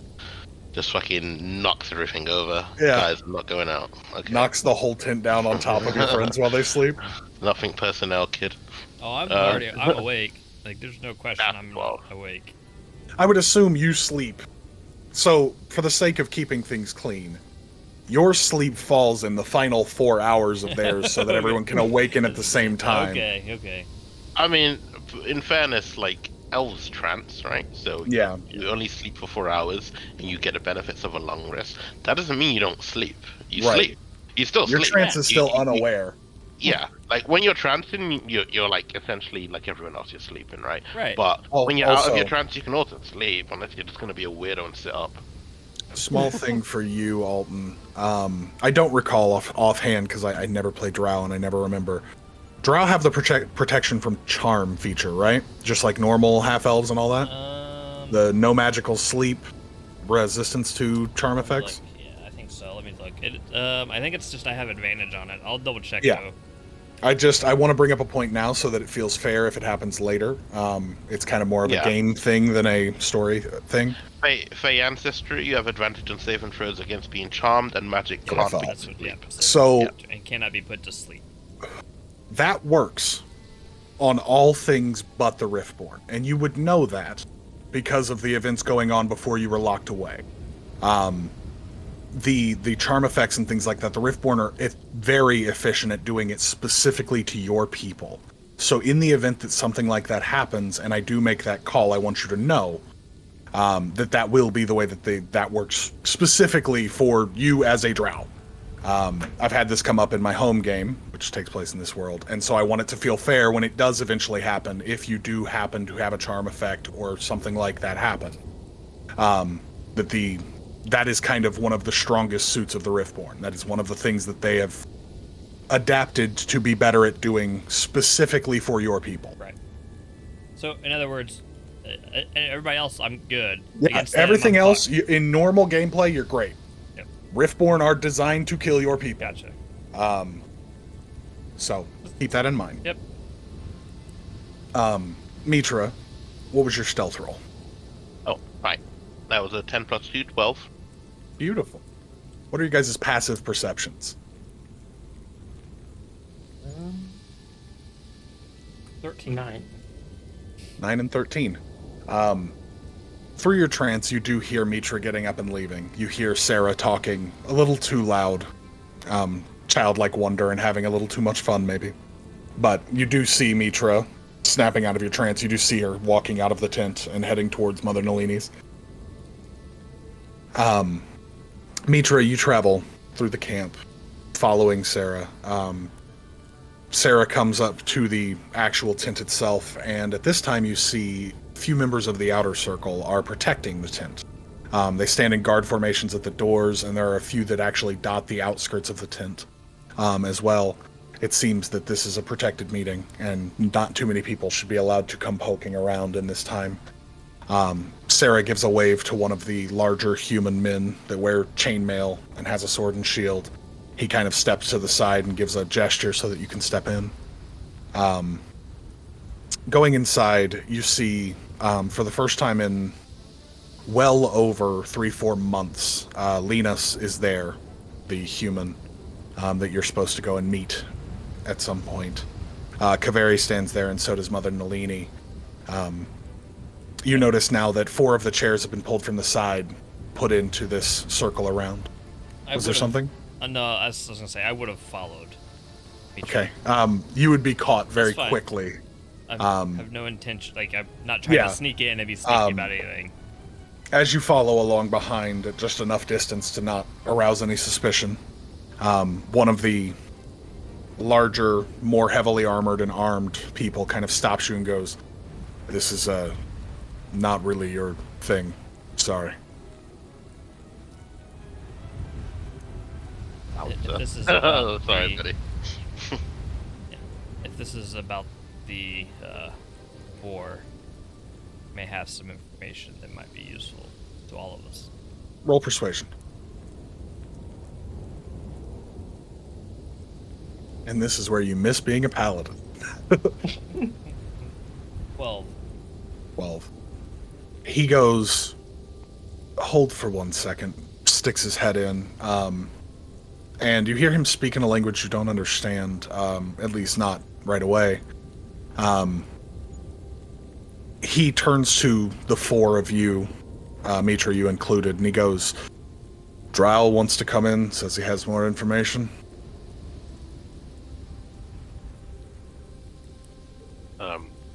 Mitra will briefly let the others know the circumstances in which she found him. Says there may be of use if that's why we've convened. Nalini goes, "Fine. Bring him in," and the human finally steps out of your way, letting you into the tent, Alton. Thank you. As you're brought inside, they have to move 1 more chair so that you have a seat at this space. But they do so. You all take a seat for a moment, and Nalini kind of eventually starts. She goes, "Linus, if you could explain the situation to our friends here." And a kind of rugged, brown-haired, long-bearded man, maybe in his 50s or 60s. He wears leather armor, but it's plated in places, like almost has a breastplate, but not quite. Carries a fairly nice looking greatsword on his back that has the same feathers, Mitra, as your axe on it, and the same runes that cover it. He goes, "Yes, I think I found a way. If we can get around the capital, I think I might know a way into Tenebrite's Hell. It is, for lack of a better term, infested. The city itself seems to be completely fallen. No resistance left inside.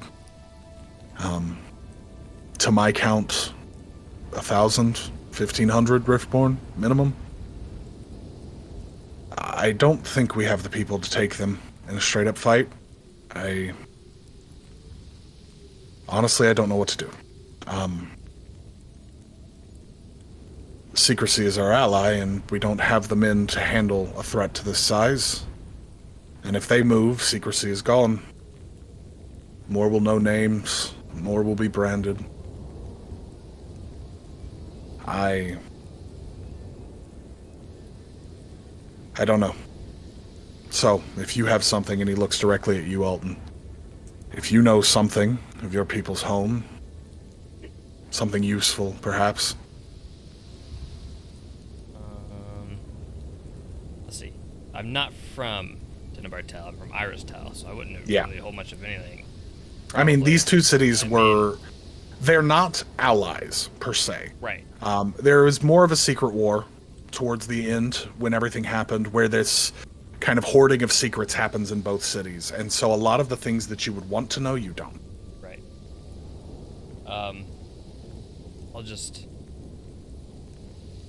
I'll point to the, I assume Mitra still has the fucking eye. Mm-hmm. Always. Yeah. Are you aware of what this is and what it could potentially do? Nalini gives a knowing glance at you, but Lena seems very confused. Kaveri's eyes are closed at the moment. Her small Dwergar form, she seems like she's in another place right now. She's listening, definitely. She nods as you kind of say, yeah, this is important, but she's not paying too much attention, it seems. Right. Nalini goes, I know that there were things going on in the sister cities before they fell. I was around when they did fall, but not with them. To my eyes, that thing is a cloak. Something akin to it. Keeps prying eyes from us. Sort of, I guess. From my understanding, and I'll just kind of say everything. As you kind of, what regurgitate I know of the knowledge. History of everything. Yeah. You spend some time breaking down how it was used in your era. The fact that it's diminished greatly since then. Right. And that eventually I would assume Mitra would also jump in with where you found it. That you found it inside the Great Vault of Iristel. Yeah. I'll even relay the message that this is something my father was working on leading up to the fall of the city. I don't know if he has any notes or anything that he may have of what they were working on that's probably may or may not be able to be found to help with that, and the studying of it to essentially bring it back to its full potential of what it was. That would potentially help protect whoever. Linus eventually goes, he kind of looks over the stone for a moment, and you could see a look on his face that is this is a beyond my pay grade thing. I don't understand the magic involved, and this is not that important to me. But he goes, for now, it seems like Tenebrae is far enough removed that they haven't found their way to the main hollow yet. They haven't made it that close to Rima, to King's Fall. It is, to my estimation, a fairly complex path, even for people who know the land well like myself. I think we have some time before they find a way through. You see him think for a moment, like he's working on an idea, and he goes, you're saying if you manage to restore this, find your father's notes, we could possibly set an attacking force that they wouldn't know was there? Hide them somewhere so that we could manage an attack we couldn't otherwise? Potentially? I honestly don't know. I mean, this thing, from my understanding, correct, it was able to hide an entire city. Yeah. So... you could see his mind working on many plans in that moment. And again, I don't know how long it's going to take, to get this Yeah. thing back. Nalini if looks can be. over. Nalini looks over the two of you and goes, Iris Tell is a great ways from here. Many weeks' travel, but if it's what we need to do, I could give you a few of the outer circle at least. Have them meet you there. Try an incursion at the ruins and hope you find notes or something of the like. I'm not entirely certain how long we have, but I don't think they will risk an attack unprepared. I think they will gather all strength they can. I'm good at seeing things from far away, but when it comes to them, looking upon them as much risk as letting them know where you are. She kind of looks for a moment at Kaviri, and Kaviri this whole time has been kind of muttering under her breath at like the speed of light, like talking very quickly to herself while still writing in that notebook. Kaviri kind of looks up and goes, the less people that know, the better, so maybe we send a small force. Kaviri lingers for a moment on you, Mitra, staring kind of through you, that 1,000-yard stare thing. She goes, you've seen one, a true Riftborn, haven't you? He nods. Yes. And your friend as well? The girl? He nods once more. You could see her, like, she really struggles to get the information out. She doesn't want to give anything up. She kind of focuses, the muttering finally dying down in between her words, and she goes, knowing of them is what makes them know where you are. It's not a perfect thing. They don't hunt well. They get a generalized idea of where each of us are. That's why I keep myself secluded. But now that you and your friend know, I would tread very carefully. As far as I can tell, there are 4 like the one you met. Leaders.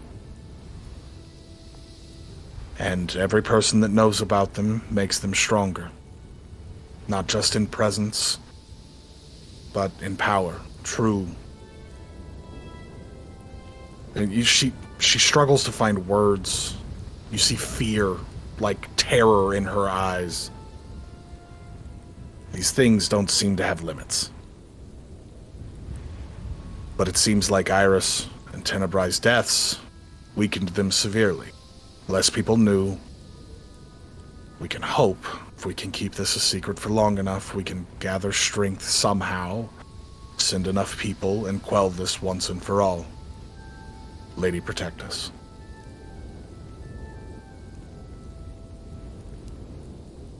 The way I see it, there's 2 ways to go about it.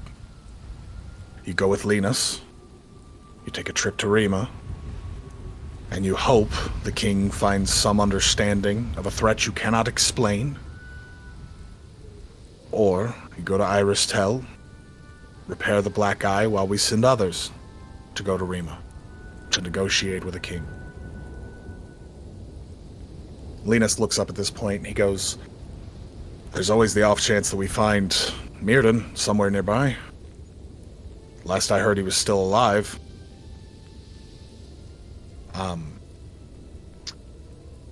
Alton, you wouldn't have any clue. Mitra, roll me religion real quick. I know it's not a strong suit. You have heard one of your close friends mention the deities before. Okay, then would that be with advantage? Sure, buddy. I'll give you advantage. I'm real nice. Yay. I'm feeling it today. The advantage roll was okay. That's a 4. 4. Advantage was 2 minus 1.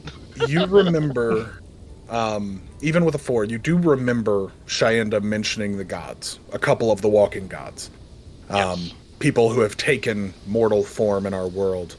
and their impact is massive. You remember the explanation that Tyken and Cheyenne both gave about why the confluence of Lyria was such a powerful place, why the beasts were so strong. Yeah. And you remember mention of Mirrodin, but you can't remember details on who Mirrodin is. Yeah, that'd be about it. Linus goes, if we could find Mirrodin, there's a chance we win this war in one fell swoop, but finding someone like that is not easy. And convincing them to do anything even harder. Nalini looks at all of you and just goes, we have nothing but time. It is not exactly a war that will end in a day. Never has been. I say we reconvene soon and find out which path we all want to walk. She looks at you, Alton. I thank you for the details. I'm surprised at your usefulness. Mitra, I hope that you find comfort in being back home for what time you have, but eventually you will need to go hunting. For one object, another, or a god. One of them.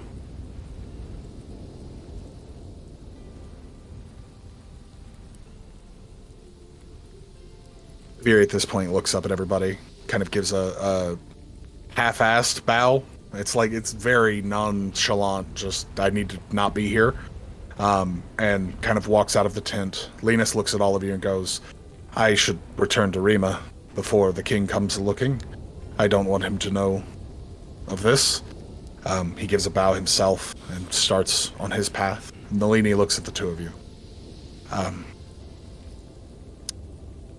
Yeah, it's going to be a hard fight.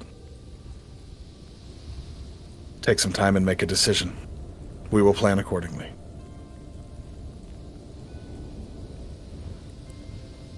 Cool. I think that's a point for a break. Yeah, so, Yeah. if we're ready. Yep. You all get going for the day. You had your meeting with the inner circle. Eventually, Lara, you awaken to find your tent empty. All of your friends have seemingly gone about their business for the morning. They finally got eaten. Wait.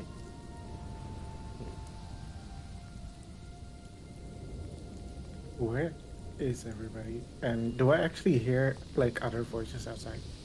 I mean, you hear people milling about, talking, doing their daily tasks. But you would notice right as you step out of the tent that Mother Nalini's tent has been kind of encircled by a guard force of some kind that's protecting it. I'll just ask any passerby, is something going on? Are we being attacked? Seems a bit early and calm for an attack. A kind-looking older human woman looks at you and goes, no, they have meetings, and they tend to protect those meetings.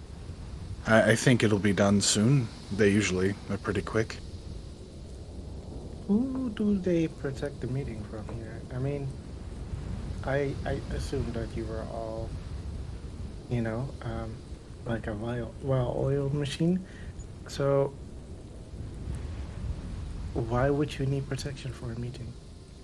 I believe it's more to keep secrets among certain groups. I've only just moved in a few months ago, but it seems that there are, like, small circles of people that they do their own business and keep their own secrets. Most of us just live here. Didn't find our place in normal society.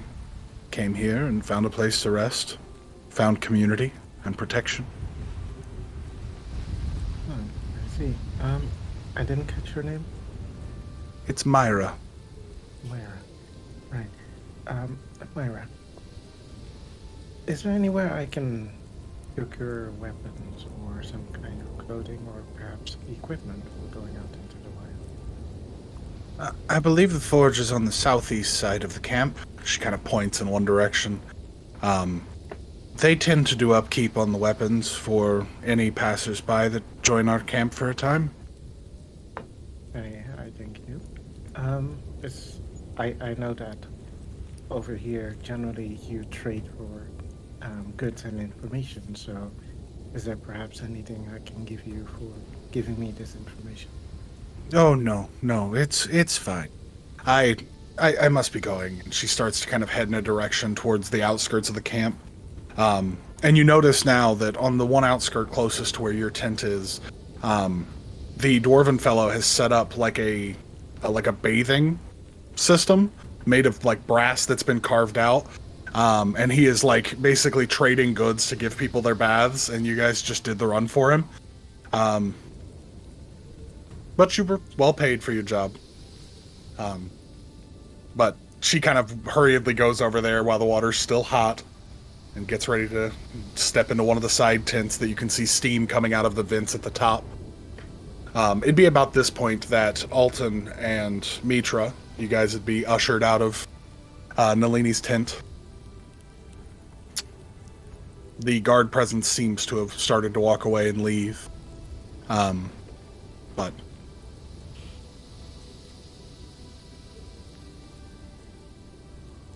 you all reconvene, I assume. Oh, you guys are out. How was the meeting? Interesting. Yes, informative. Mitra excels, and I have a number of things to do. Perhaps the two of you would like to talk it over, and I'll meet you back at the tent. All right. Wait, I actually didn't ask. Does what does Alton's what are Alton's facial features? Look Yeah, at is he pretty? Look at the mirror. I see. Okay. Walk and talk, Baldy. Let's go. No. Picture you with long gray hair. Yeah, basically. Okay. Because, mid-journey just decided to, Yeah, they did. just Midjourney really did. ignore the word drow and just made of me a black dude. Oh, Congratulations. that Yeah. picture. I see. Okay. I'll send, Okay. yeah. Yeah. Okay. You guys can go back and look in the feed and find in the mid-journey thing. Yeah. Oh, it's in Midjourney. Okay. Yeah. It's a Um, fire design, though. They did a great No, job. it looks Love that good. AI. Okay, yeah. I was like, in all that right, I don't, case- whatever. Laura will just say, walk and talk, old man. Let's Yeah. go. Yeah. Yeah, old man is fitting. My Yeah. man. You're Yeah. ancient. Why are you giving me that look? Don't feel old. But I suppose you're right. You've been alive for millennia. That's why I said you're right. I don't know It that must it's. be I don't know that it weird. was exactly a millennia, but I'm actually surprised you can speak our tongue. I mean, did they not speak a different tongue way back then? quick learner. Let's see. So, tell me about way back then. Did you actually have nomads like this? DM. Why don't you roll me some history? Let's see how introspective you were. If Probably you were not. only focused on your work or... 23. Yeah. Nomad presences weren't that large in your time. There were much greater kingdoms here in Northstrand. There was human kingdoms, and there was several elven kingdoms, specifically Drow. Nomad presences were a thing, though. People did get exiled and form bands, but mostly in that time they were raiders or criminals. They were usually bad people. But as time went on, even the most uncivilized people can come to civility. And it seems like, these people might be descendants of those, or these might be a newer generation of people that follow different creed. But you certainly would have spent no time in traveling caravans like this. Absolutely not. I see. So, did you actually get to see the sun? At least, it is fabled that it's still out there sometimes. I'm gonna say no. Absolutely not, my brother. That one I do So know. you- I don't need. You lived underground. Mostly, yes. So even back then, there was the awful rain, the unlivable circumstances? Yes.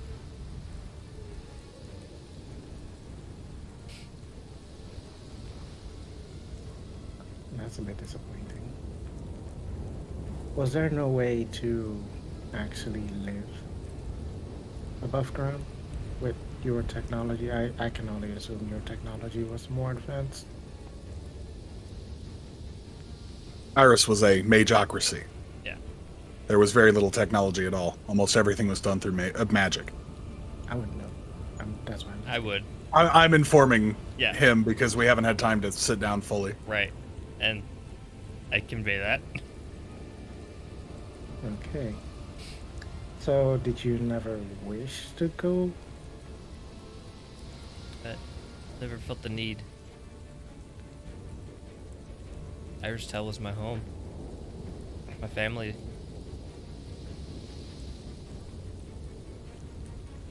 You are a man of knowledge, are you not?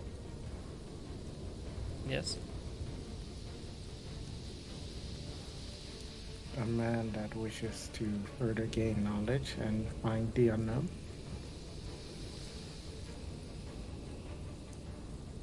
Sure.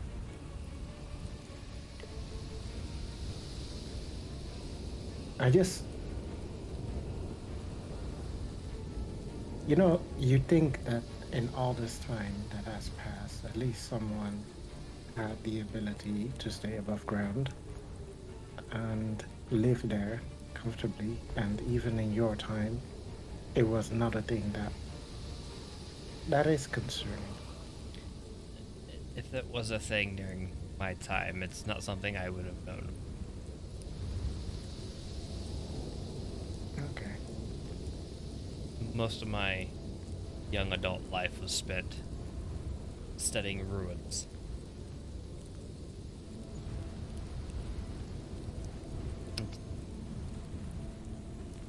I think you should be careful at what you study, considering it can lead you down a path of self-destruction or a path of hurting others around you.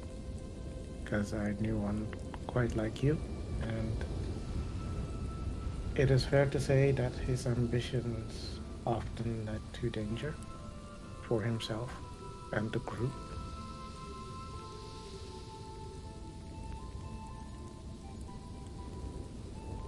I rest my case on that, and I assume we're at the whatever forge there is, Yeah. and I'll just like lean over whatever anvil, like if there's an anvil, I'll lean over this anvil and say, Forge Master. Those can tend to get a little warm.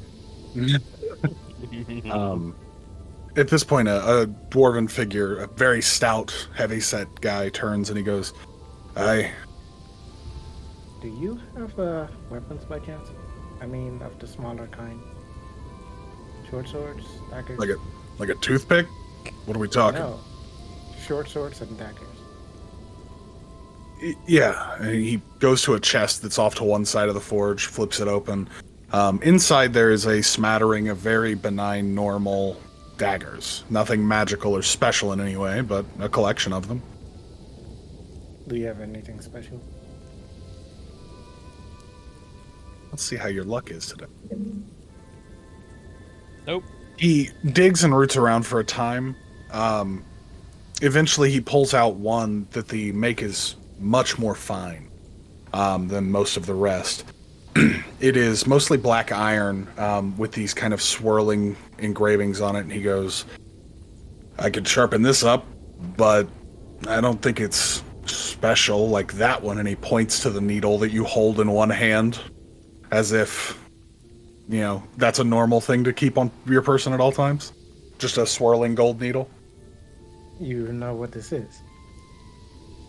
He moves hair back. He's got longer hair that hangs in his face and a beard that's exceptionally full. And as he moves it back, you see these heavy dwarven runes have been tattooed over his eyebrows. And he just kind of taps each side once, and they both flare, and his eyes turn silver for a moment. And he goes, "Yeah, How is this different from that? I don't know, I'll be pointing at what he's holding in his hands.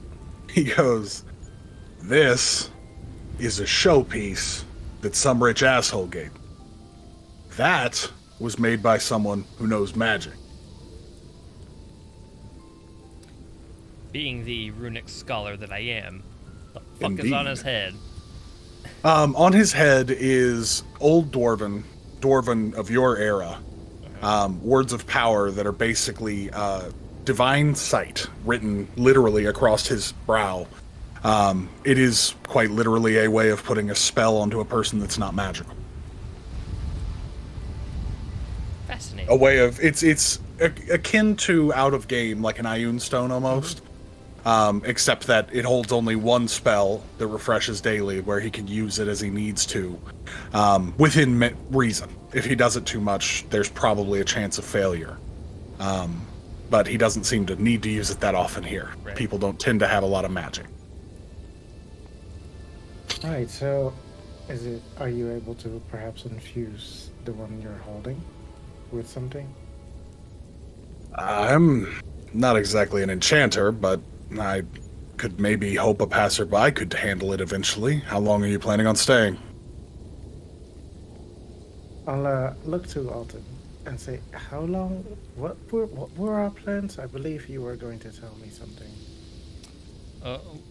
Well, let's talk about that when we're all back together with Mitra, when she gets finished with her errands.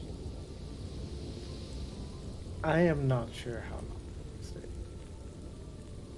Well, I'll keep an eye out. If an enchanter happens to come through, I could see what I can do. Is there anything in particular you're looking for?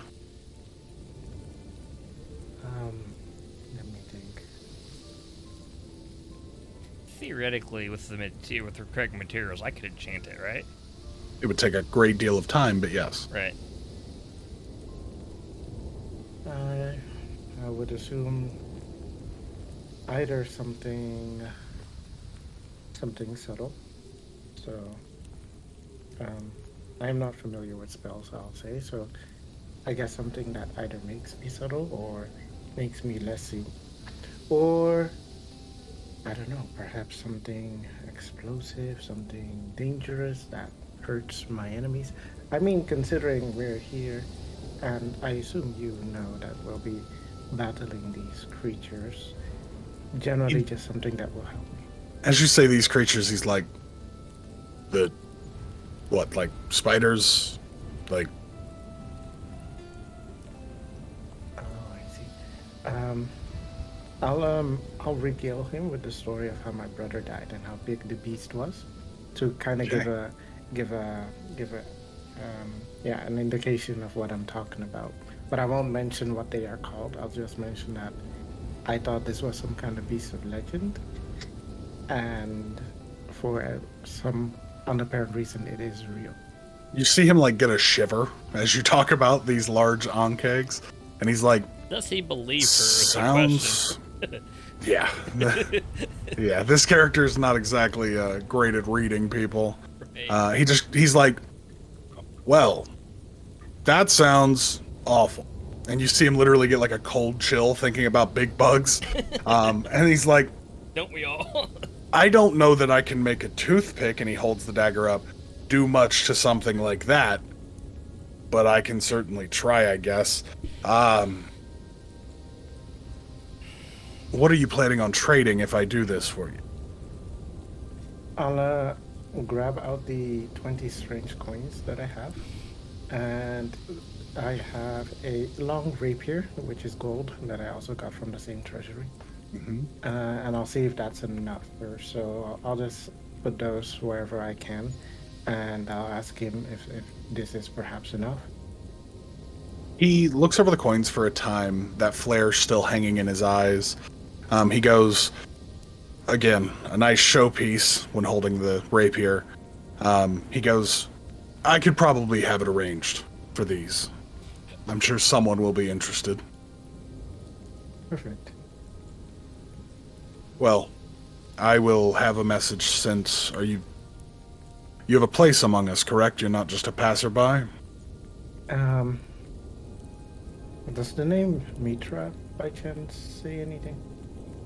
He kind of gives like a hearty chuckle, grins and goes, Yes, yes, it does. And you can see he has like another dwarven guy, much less chubby, more lithe and thin, who is like actively grinding Mitra's axe, trying to get this blade to stop cracking. And it's still like every time he gets going on it, it just chips again. And he's like, fuck. He goes, yes, I know Mitra. Good. I'll have word sent if I get this done for you soon. But I can't guarantee it, and I have to hope that we get a passing caravan of trader. And if we move again, more remote, it could be a while. I understand. Well, it was pleasure. It was a pleasure doing business. Alton. My bad. I have to get used to it. These names from way before, very confusing. Do you require anything before we set off? I don't believe so. I mean, Maybe something a little warmer to wear. don't get me wrong, but your clothes aren't very practical for combat. Practical for me.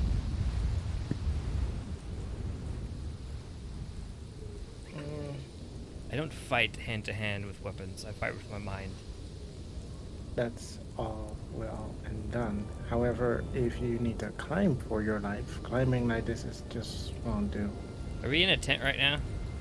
Yeah, I mean, you're standing at the front of a couple of carts in a tent, yeah? I'll just levitate a few inches off the ground. I don't need to climb physically either.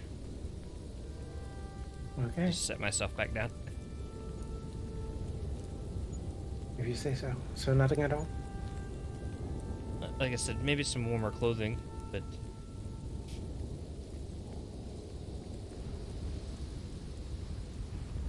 I'm not sure if they have that here. we can find it on our way back. Perhaps. All right. Well, that will be all. Mr. Pardon me, finding notes real quick. Stop asking him to name his NPCs. Yeah, that's the. He literally is That's going to cruel. he literally is going to make me a weapon. I need his name. No matter where I am, I'm going to hunt this NPC down. What the fuck? I wrote it down. Where is this? In Asher's campaign, I literally had boots made and I never got them. Yeah, you know what happened there? Because we left and we didn't go back. You know how we left and come back? We died. That's how we didn't get them. So yeah, that will happen. He looks up. Yeah. He looks up and he's like, I'm Farron. I'm the blacksmith. I've been here forever. I'll be here forever. Don't worry about me. Your name? Laura. And this is Alton. Pleasure. Gives a long look at you. Hard to read, unless you'd like to make an insight check, but he does give a look at you. When you say you, do you mean me or? No, Alden. Okay. 9. 9. Can't really discern what the look is, but it's a look. He goes, nice to meet you both. I'll be getting back to work.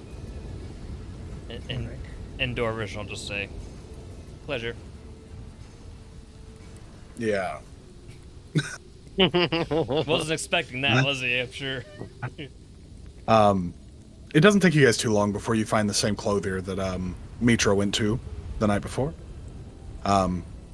You spend some time with an older woman, and one of her assistants actually happens to be Myra, the woman that you spoke to earlier. Myra pretty much takes care of things once you step in, Laura, kind of ushering whoever her boss is away and getting focused up, and she's like, so, what are we looking for? Would it be possible to maybe take my jacket and add a little bit of fur lining? Something a little bit warmer? It could be done. Might take a little time. Or I can... And she goes off to one side, opens up a cabinet, and you see, like, just racks of different cloaks and things.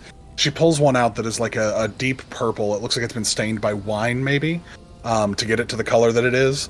but the fur itself on the inside is black and kind of heavily curly and certainly exceptionally warm. She goes, "This matches moderately well. Might work as a throw over rather than sewing something in. It's not always cold in these parts. There are places where it's very warm. The lower you get, it tends to get hotter."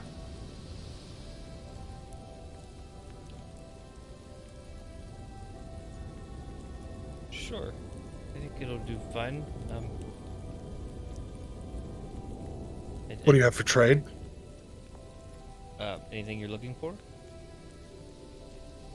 Usually, we try to trade in cloth and anything we could use to make more clothes. Well, don't necessarily have that. If you have simple metals, we tend to make buckles out of old used tools or weapons if they're in bad shape. I have a deal with Farron. We trade back and forth as we can. He needs my leather, and I need his metals. I'll just take off my jacket. Okay.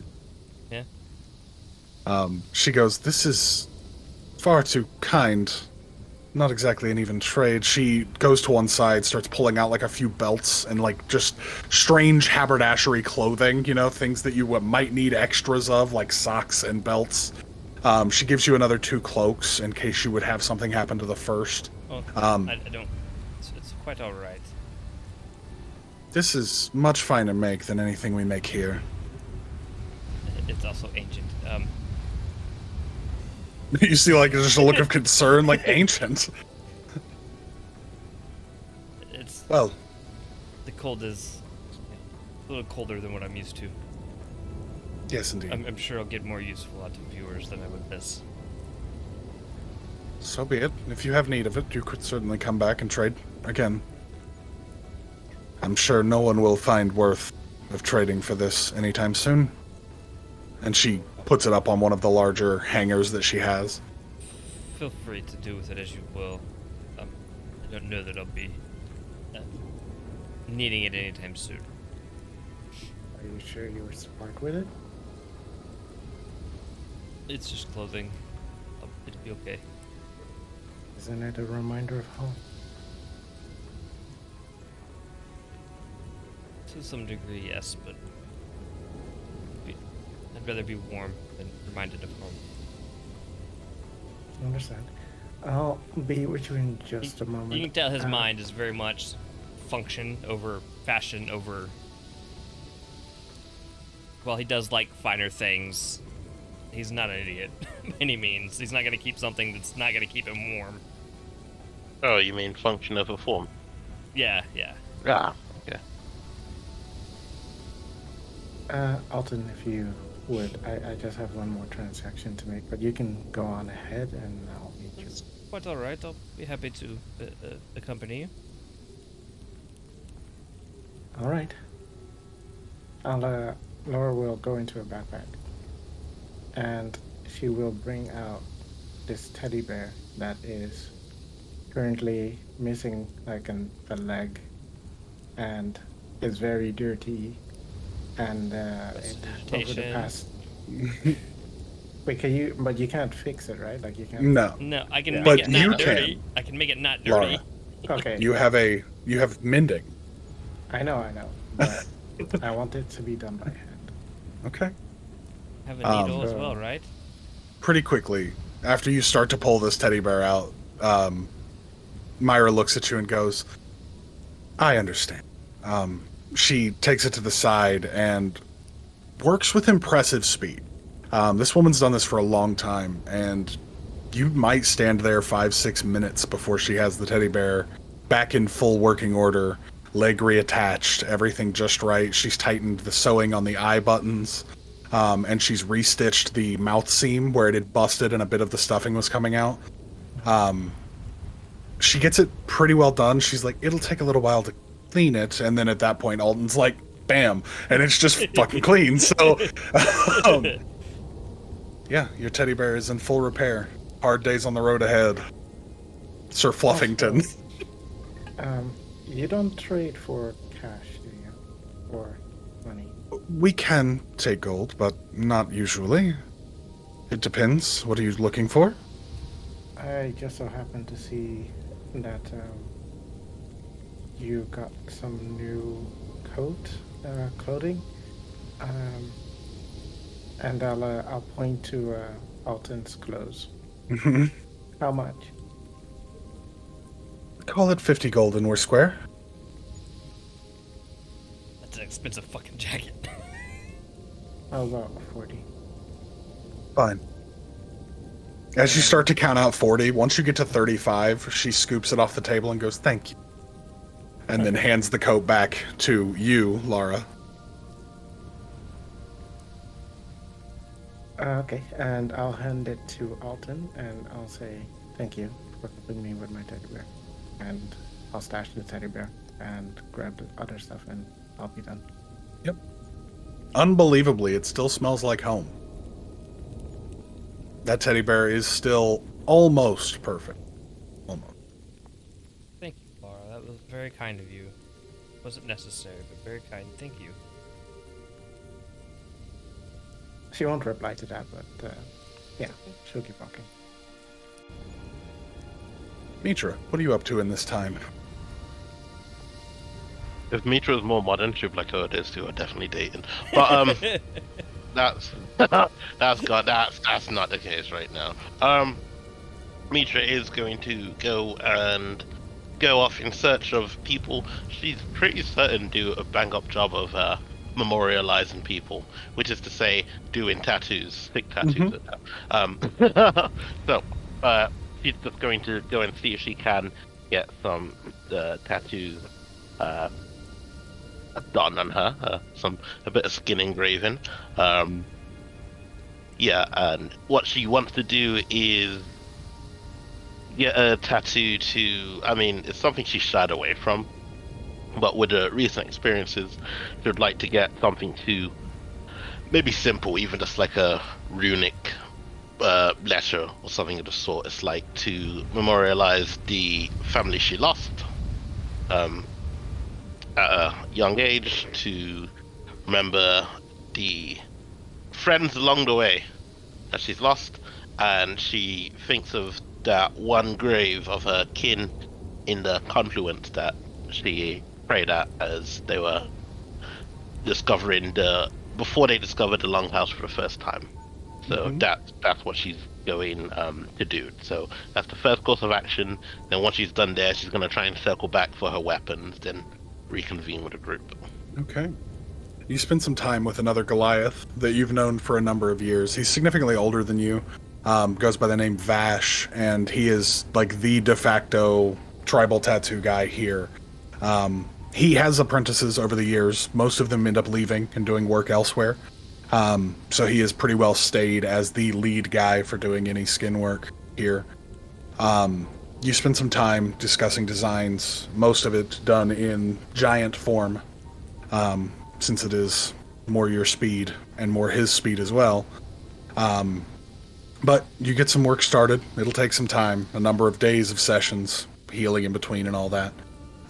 But you'll be pretty well inked once it's all said and done, wherever you'd like to be. You circle back to Farron, manage to get your weapons back. Although, as you get there, they finally have started to get a good edge on the axe. And at this point, he looks up and goes, "Oh, so you just got a new axe? I didn't need to..." And he just kind of like, he's holding this axe that's like, it's now an inch shorter on its width, where it's just lost a whole bunch of blade where they keep trying to sharpen it and it kept chipping. And he's like, "Am I just keeping this, or do you want it too?" Let's give Mitra dual wielding great axes. Let's do it.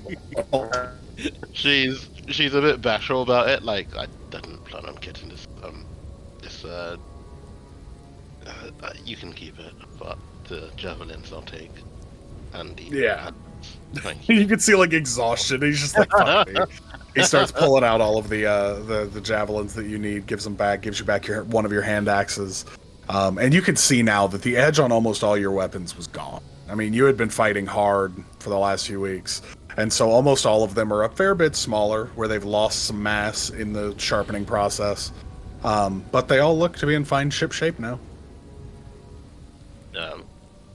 She gives her thanks, and with that out of the way, there's nothing else on her mind as to what she would like to do. She'll return to the tent that they were staying at. Yeah.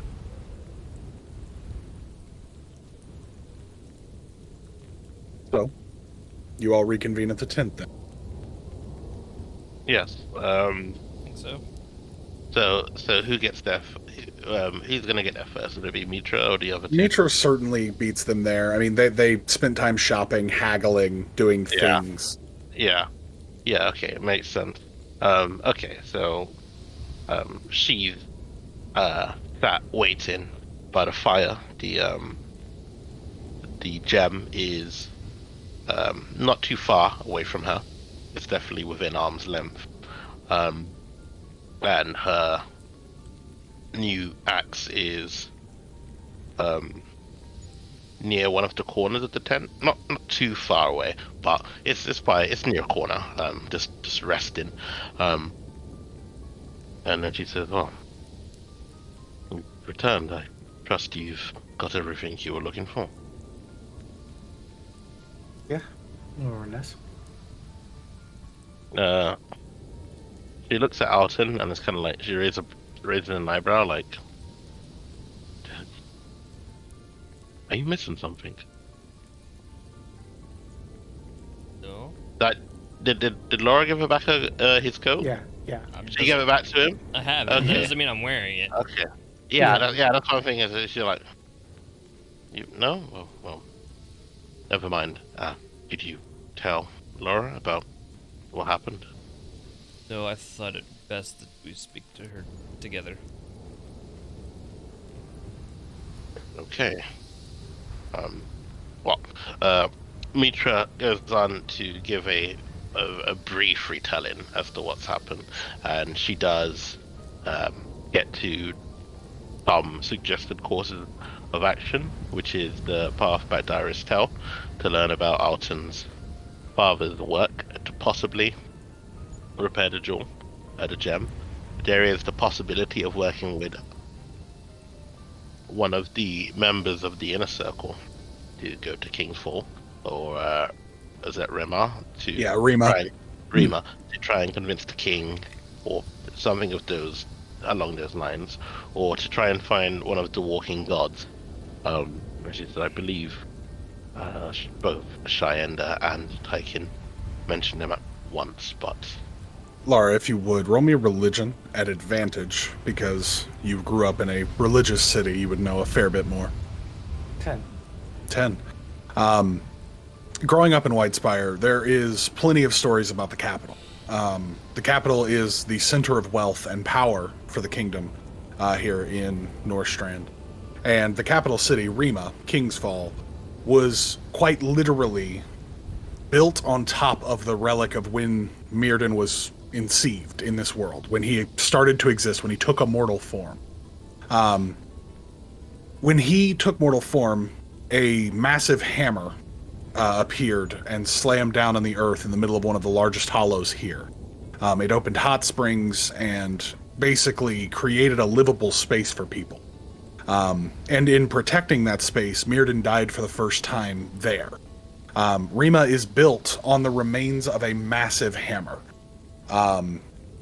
It is like the idea of finding Mirrodin's new form, whoever he may walk the earth as, is pretty fucking crazy to you, because Mirrodin is a god of battle and not honor.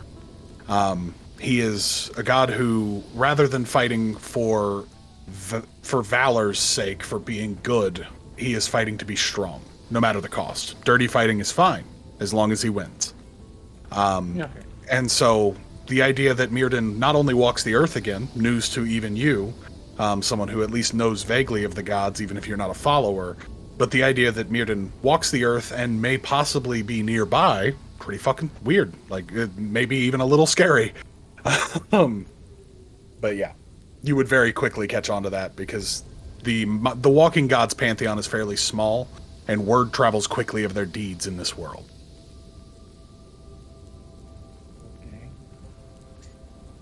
So given the choices, Laura will think and say, "You're sure you want to go back?"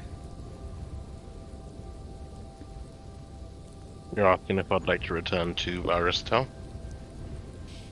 Yeah. In truth, no. Wait, you've all been there recently? He nods and says yes. We entered, we explored. We lost 2 of the... Well, no, that's not right. We lost 3 of the people we traveled with at that time. And there was one of the larger Riftborn there. Ah, That is how we ended up finding you. now I understand your We- hesitancy. And is very much where we acquired this. As she said, gesturing towards the gem. Whatever was left there, I cannot say, but I think it is still there. And I am uncertain as to whether we are enough to meet its match. Going there is like throwing our lives away. Perhaps, with even just the 3 of us, perhaps. Could it be possible with more help to take that thing down and maybe even have to be able to explore the city a little bit more safely? What you are saying is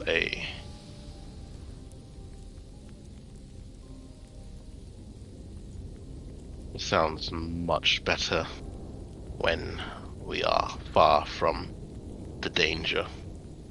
But it is a different story when you're face to face with it. Have you fought these creatures before? No, I'm not. Then you don't understand. And I don't expect you to. It would be unfair. I know what they're capable of. You know what they're capable of, but have you felt it? The fear that runs through your body. Being locked up. In action. Fucking cat, relax. Jesus Christ. I'm trying to roleplay here. What was that? She goes quiet for a moment and shakes her head and says, I understand. Like I said, I understand your hesitancy in going back there, and I haven't seen what's there. As much as it is my home, I would love nothing more than to see what has happened to it. I trust your judgment. So, if you choose to go a different path, I will happily follow. that leaves us with the other 2 proposed paths. So, Laura, can you tell me more about finding this walking god? What does that mean? I am not completely sure, to be honest. I mean, I was in a village where some were religious, and I've heard tales of this god. But he shouldn't technically be alive. Which is strange to hear that he potentially is. And given that he or them or they were the god of battle, I am hesitant to say if they would be willing to be helpful. Perhaps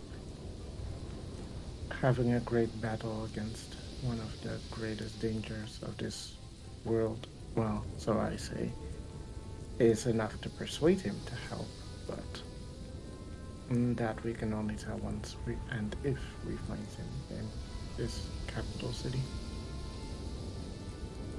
Should he still be there? And how would we even begin such a task?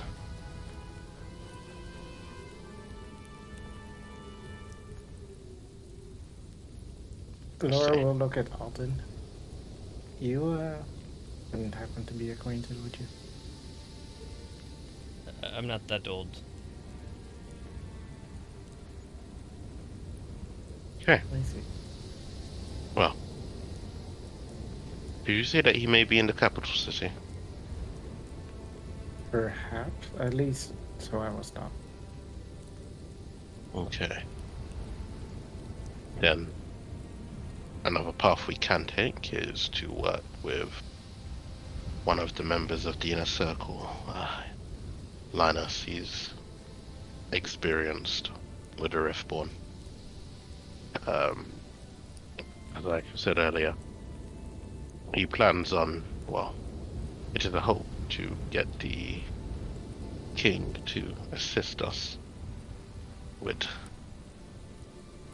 warriors, capable people, and perhaps we can take the fight directly to them.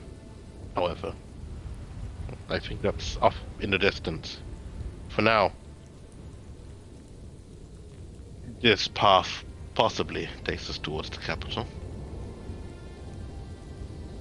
It's just not the only path. It is one of many. But Hang on, DM. I'm a little confused. Yes. So, is the king and the god at both potentially in the same place, or is the god at the, You have White no Spire? idea where Mirrodin would be. I'm not. Mirrodin can I be know. anywhere. Okay. No, I'm saying like even Lara in world, someone who at least knows who Mirrodin is. Gotcha. If Mirrodin has taken a new form, it could be any living being on the plane. Gotcha. So the best, like, realistically, the only route that anyone, even God-fearing folk, would know to find these people is to listen for exploit, right? To hear tale of what they're doing. Gotcha. If Mirrodin walks this world, sure, people will talk about the things that he does because they will be insane. But you have to at least hear a hint that that person is still there. Gotcha. To Lara's knowledge, Mirrodin died when Rima was built. In that fighting, in that final fight with whatever happened in those days. And again, the other point that should be brought up, I guess, just because, you know, viewer brevity and yourself, in your time, there was no god of battle Right. that you knew of. Right. So Mirrodin is newer than technically you in your time. Right. Mirrodin happened some point in the space where you were still in stasis. Sure, there were people who prayed to gods of battle, but not one that walked the plane. There are many gods and pantheons, but very few that physically assert themselves into the world. As far as your party is concerned, the only two that you've seen any physical or heard any physical exploits of are Lyria, the goddess of flood and falls, and Mirrodin. Because you literally knew Lyria had a birthplace. You walked that plane, some of you. But yeah, it'd be far-fetched, but it certainly is a strong option, just like the rest. It's just a little more mythical and a little less businessy. Right.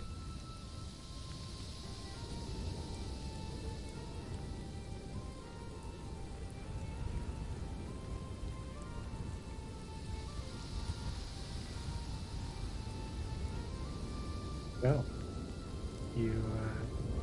do you guys have any preferences?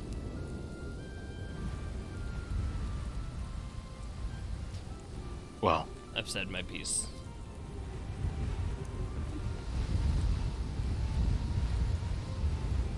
for me, I think it is best that we go with Linus and see what comes of that. It is just one path of many we can take. If it does not work out, I'm sure there are other things we can do. Along the way, there is likely to be danger, and through adversity, we grow stronger. but, well, it will come for us eventually. That much is certain. We can live longer by not seeking unwinnable battles. Oh, that's how I see it. That's how I think about it. So, in truth, I suppose it's down to you, Laura.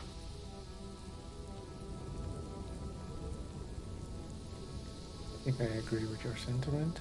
I think we should go with him, and I mean, and to be fairly honest, I mean, having allies is always more useful than it just being us. I mean, if we could potentially persuade this king, having allies against such a delicate and hard mission would be a very good asset. However, I cannot seem to imagine us, well, the three of us, persuading a king to lend us a hand.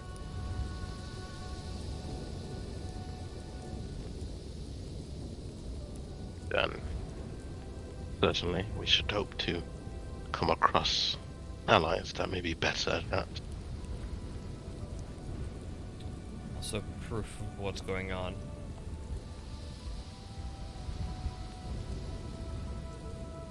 Proof of what's going on. You The Riftborn.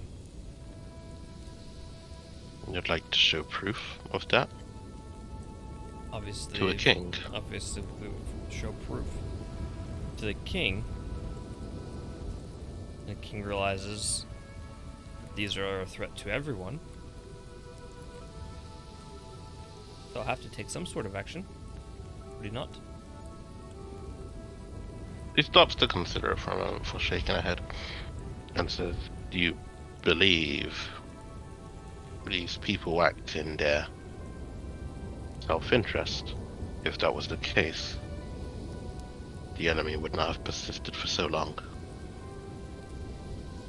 In your time, there were kingdoms, were they not? Yes. Where are they now?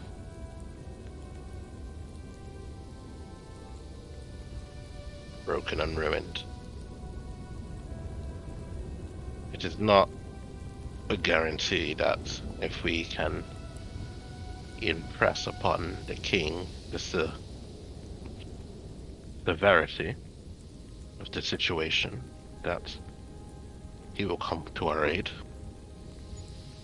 And there is only one true way of impressing the danger upon a person, and that is to expose them to it." Would also be a Oh. very bad idea considering they get stronger the more people know about them, correct? It's true. And So perhaps telling people about them and trying to get help is not the best course of action. if it was, we would have rid ourselves of this enemy a long time ago. And, well, it's just an aside, but So finding a king and getting an army from a king means that entire army and those people in that kingdom now know of these creatures, which now means those creatures are even stronger. and even if we had to set that aside for a moment, there is no telling what may happen if he decides to ignore our words and consider us heretics. Who knows? He could put us to the sword for Sure. such a thing. All I'm That would strengthen our enemy and make it even harder for us to operate. I think I get where you are approaching this from. the less people that know, the better chance we have. Indeed, but there is no reward without risk. I think we pick our risk carefully. Aristel, there is possible reward if we can find your father's notes. But we know that Riftborn is there to search for this walking god. Well, unless we have a easier way of finding them, then that is a difficult ask as well.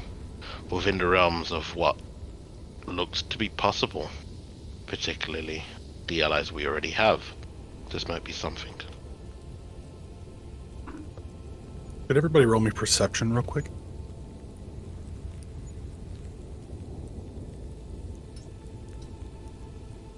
Well, not 20, technically. Beautiful. 9. Perception? Okay. 10. Lara, you're the only one that notices in this moment. You hear, off to your left, coming out of your tent, there's a long walkway that goes to the outskirts of camp. It's pretty well straight, a walked road or path. You hear what sounds like a massive horn blowing far in the distance. But you do hear it while you sit and talk quietly with your friends, discussing secrets that no one should know. You hear a horn blasting in the distance. Far too long for lungs to push it. Mitra, Yes. do you have horns as warning signals? Which is one form. This is an obvious one. But it is one form. Why? And they are beyond the length of a normal human being? Or a normal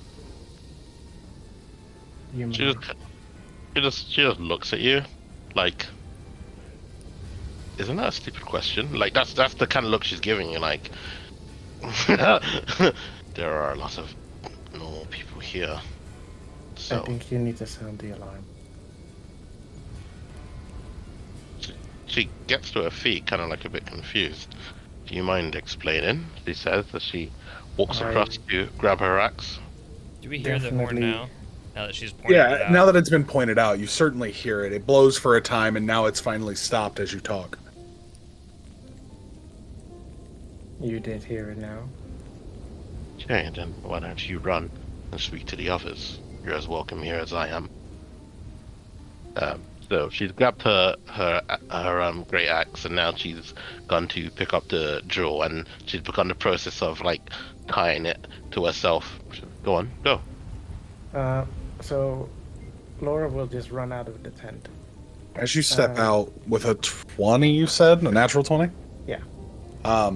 As you step out, you look in the direction that you hear the horn from, and you can see across a frozen waste, vaguely in the direction that you guys went for the hot springs, you actually see like a mostly brass and dull bronze train passing far down in the distance. I mean, it's in visual range, but otherwise, it's so far you couldn't even discern distance. But it's blasting the horn as it suddenly kicks to one side and explodes. This massive explosion rocks the space. You all hear this, raucous noise cut through the silence of the evening as this train suddenly derails, cants, and flips, suddenly slamming on the tracks. And I think that's where we'll leave our session for tonight. Extreme sports.